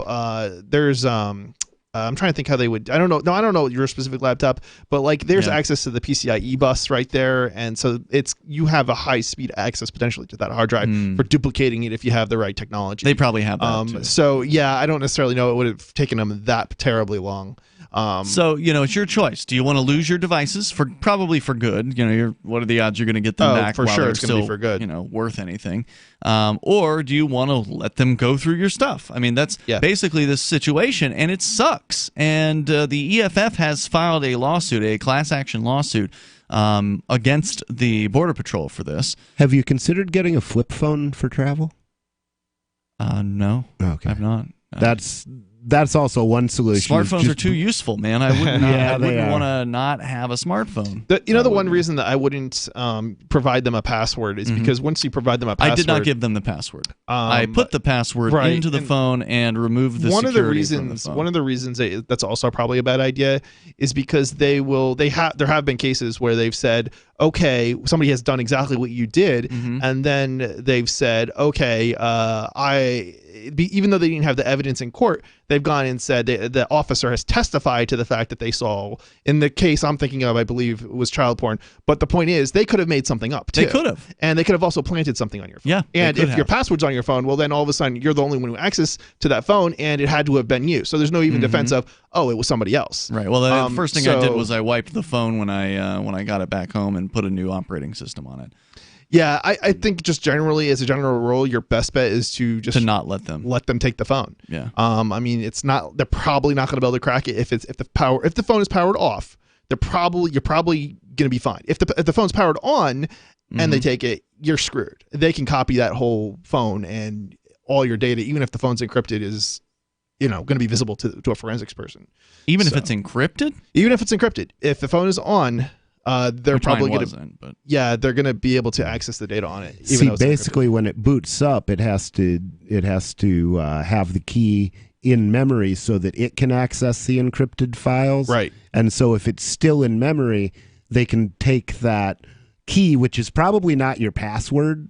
But if they really know the software, and especially if they have help from Google, which they undoubtedly will, they wouldn't have much problem doing that. I thought the FBI was super mad at Apple and Google for having encryption systems on their phones, and they were demanding that they remove it or put a backdoor in. Well, so here's the thing. They did use that argument. It didn't really make a whole lot of sense because that particular phone, they actually could access the data off of it. They were choosing not to and trying to force Apple to surrender, assist them in getting the data off of it. But there's private entities that ultimately in Israel that did actually extract the data from that phone. You talking about the phone from California? The shooter? You're talking about the shooter? The shooting incident? in Bakersfield or whatever it was? Yeah, something like that. Where they shot up a theater or some guy and the guy was dead, but they wanted... No. Bakersfield was where they shot up a bureaucracy or whatever. It was like a different incident. Okay. Well, they've made the same argument basically on a number of cases, basically. Okay. The same line. I know we covered that stuff here on Free Talk Live. I vaguely recall seeing a story about how the FBI was mad as hell that there's encryption and that Apple won't give them a master key to their encryption system. They want a backdoor for everything, basically. Right. But you're saying that even though all that encryption exists, it's basically useless because they can still crack it? If the phone is on, that's correct. They can. If the phone is on and they have it, even if it's got a pin that you have to enter and encrypted, they can still access the data. So what would stop them from turning the phone on? Nothing. Well, they can turn on, but if they can't enter the password because they don't know it, then they would not be able to access the data on it if it's off. All right. More coming up here. 855-450-FREE. This is Free Talk Live. Would you like to hang out with Penn Jillette? He's keynoting Freedom Fest this year. I, for one, am thrilled. Freedom Fest is the largest liberty-oriented gathering in the world. They take a Big Ten approach with libertarians, conservatives, liberals, anarchists, capitalists, and just open-minded people mingling together to hear real debates, share real solutions, and converse freely. This year's theme is the Wild West, a time of liberty and opportunity, or a time of anarchy and violence. Maybe both. Go to freedomfest.com/FTL and get your tickets now. freedomfest.com/FTL. Not convinced yet? Hey, I understand. It's a high-end event. Even with coupon code FTL50. Sure, you're likely to receive investment advice that'll make that sum seem paltry, but I have something special for you. Go to freedomfest.com/FTL and you'll get the 5 best speeches from last year for free. Call it a test drive. Do yourself a favor and go to freedomfest.com/FTL. freedomfest.com/FTL. Use coupon code FTL50 for a discount. Have you checked your Google search results lately? Search results are usually the first impression that people form of you or your business, so make sure that they create a positive impression with Reputation Defender. What the internet says about you can have a big impact on your life and your livelihood, even if it's not true. Fortunately, you can now control how you look online and in online search results with Reputation Defender. Call 800-831-0771 now. That's 800-831-0771. For your free reputation analysis. If you have negative material from an ex-employee, upset patient, or former client, newspaper article, legal issue, social media, or other source showing up in your search results, you can combat it with Reputation Defender. Our dedicated experts in patented technology can help make your online search results look their best. Call 800-831-0771 to learn more. 800-831-0771. That's 800-831-0771. Because we are smothering in spam, please do not reply to all when you can instead reply. I was recently among over 100 invited to a corporate reunion. It's always a warm affair, and that's the problem. Enthusiasm for our upcoming get-together caused many recipients to RSVP the organizer with a cheery reply to all. I can't wait. Then others piled on with a reply to all to that. Then the "I'm out of my office now" autoresponders joined in. So I replied to all, asking that we all reply only to the organizer. Hey, at least I tried. One invitee, apparently retired, shot back, "Point taken, but I really like seeing the responses since they're so positive." Smiley face. This better be an open bar. From survivalspeech.com, I'm Holland Cook. Did you know we've taken our LRN.FM telephone listen line to a new level with the LRN.FM audio on demand line? Now you can call 712-770-8447 anytime and listen to LRN.FM's live feed. And you can listen to a bunch of our original shows on demand. Long distance fees may apply. Just dial 712-770-8447 and choose from the menu. 712-770-8447. What do you shop for that you could otherwise buy at Amazon? Pretty much everything, right? Amazon has competitive pricing and they deliver, and that's a big plus. If you could plan ahead in your shopping, would you be interested in saving up to 33%? There's a catch. You have to do your shopping in Bitcoin. But imagine those savings. It's like a huge raise. All you have to do is go to SaveItPurse.com. We've saved thousands, and you can too. Plan ahead and save. SaveItPurse.com. You can sign up to receive the latest about the Liberty Radio Network via our email updates at updates.lrn.fm. That's updates.lrn.fm. This is Free Talk Live. You can bring up whatever you want here. The toll-free number is 855-450-FREE like freedom. That's 855-450-3733. You can also call in on our Discord call-in lines over at discord.lrn.fm. Here tonight, it's Ian. The nobody formerly known as Rich Paul. And Chris. Check out more of these guys. Rich and Chris are going to be on Freedom Decrypted tomorrow at 5 o'clock Eastern Time at freedomdecrypted.com. It is a video show, first and foremost, but also available in audio format.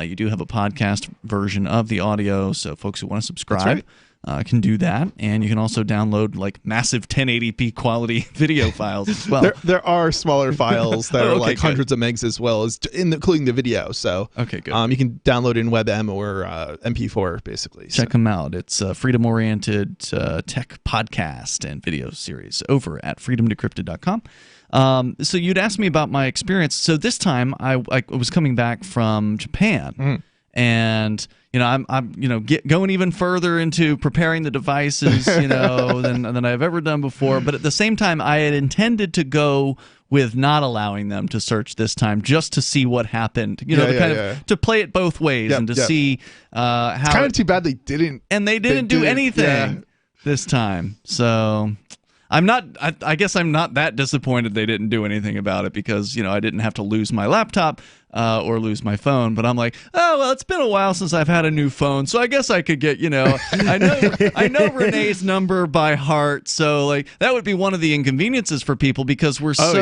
we're so reliant on our devices for storing information.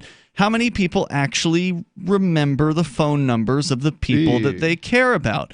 It's very unlikely that people. So, I mean, if they take your phone away from you, well, guess what? You've already missed your connecting flight. Yeah. So, like in my case, when I was coming back from Acapulco, Renee, my ex-girlfriend, was going to come pick me up at the airport in Boston.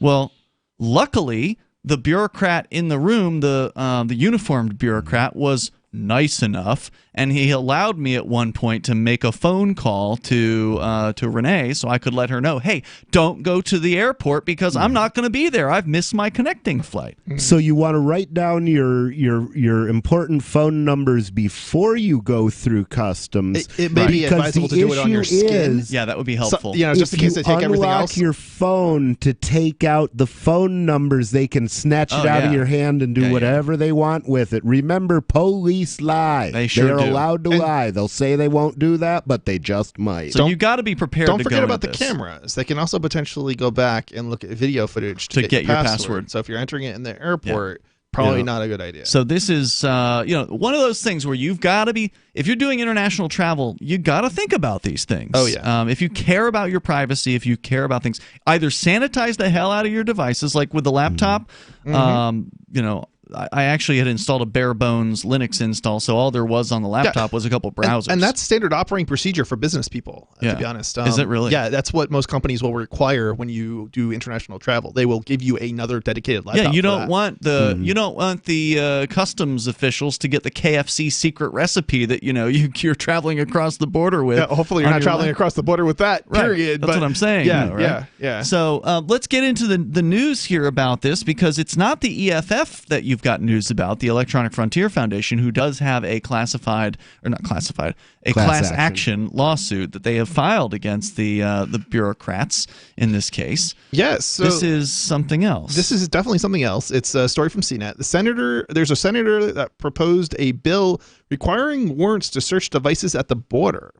The number of searches on devices at the border quadrupled over the last 4 years. So it's not, this is something that's becoming more and more common, and it is not even necessarily, even if you're not concerned about the United States, you have to remember that there's also like, I don't know, not espionage, but something along those lines. Basically, there's basically enemies. You've got people in other countries that want to gain access, and this is including at like hotels and things of that nature, as well. And also, the country that you're entering is potentially got people who are looking for like trade secrets, things of that nature.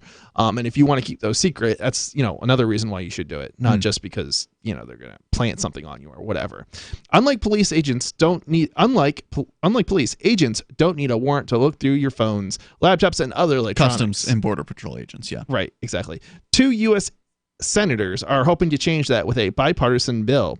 Senator Ron Wyden, a Democrat from Oregon, and Senator Ron DePaul, a Republican from Kentucky, on Wednesday. Ron. Yeah. Ron and Rand. Introduced. Was it Rand Paul? Rand. Oh yeah, did I say Ron Paul? Oh, you say Ron. I'm sorry. Oh, Ron. Yeah, that's Ron Paul in past tense. He's still alive. Right. A Republican from Kentucky on Wednesday introduced the Protecting Data at the Border Act. Yeah, I'm reading from like this really tiny screen, which would require agents to obtain a warrant before they can search Americans' devices at the border. Okay, good. Yeah, the number of electronic searches at the border has spiked in the last 4 years. In 2018, the Department of Homeland Security conducted more than 33,000 searches on devices, compared with just 4,007. Well, that's still a lot. 4,764 searches in 2015. Right. Wow, that the number of device. They must have some sort of device that rolled out like across, like significant number of these in order to do that number of searches. Customs and Border Protection declined to comment. The border is quickly becoming a rights-free zone for Americans who travel. Well, they already have. They've argued for a long time that it's a rights-free zone. Well, yeah, that is their argument, and I think it's fallacious, because if you believe in rights, and I think rights are a good thing to believe in, then you should have your rights everywhere you go in the entire world. You should have rights everywhere. They have, there's some Supreme Court, and probably more than one, that backs up that position, or not that specific position, but the position that they have the right to search you at the border. Mm-hmm. However, it doesn't necessarily mean that you have no rights at the border, and so that's a distinction that's very important, because when the customs agents are talking to you, they're probably going to say something like that you have no rights here. That's not at all true. And I was even told that by a cop in New Hampshire. I have no rights, and I'm just like, it's a lie. What? Yeah, and they are allowed to lie to you. That's the other thing. Police are allowed to lie. They're trained to lie. Right. Mm-hmm. The government should, I don't know if it's your fault, but certainly, ignorance is no. You've got to know your rights. You have to exercise. Of course, them. when the police are ignorant, it doesn't matter. Sure. Well, sometimes if the police are ignorant, you can baffle them also. Well, no, but like in court, they can use the excuse of, I didn't know, where you can't use that for excuse. them ignorance is an excuse. Right. And it's disturbing. The government shouldn't be able to review your whole digital life simply because you went on vacation or had to travel for work. Right. Man, it is really depressing when this stuff happens, because it made me that happening to me after Acapulco made me dread going to Japan. Because it was only, it's only been a couple, 3 months since I went to Acapulco. It's I don't want to go through this again. Yeah, I'm shocked that they didn't search you again. And the only thing I can think of is they probably have come to conclude that, they're not going to find anything on you. I don't know what I don't know. I mean, maybe there's just a random let's hit them whenever kind of thing. Who knows? That seemed more targeted to me. I don't know. Well, then why didn't they do it to me the first 2 years I went to Acapulco? Because they probably hadn't put you on a list yet, and now you're on another list. You're on more than one. We know this, right?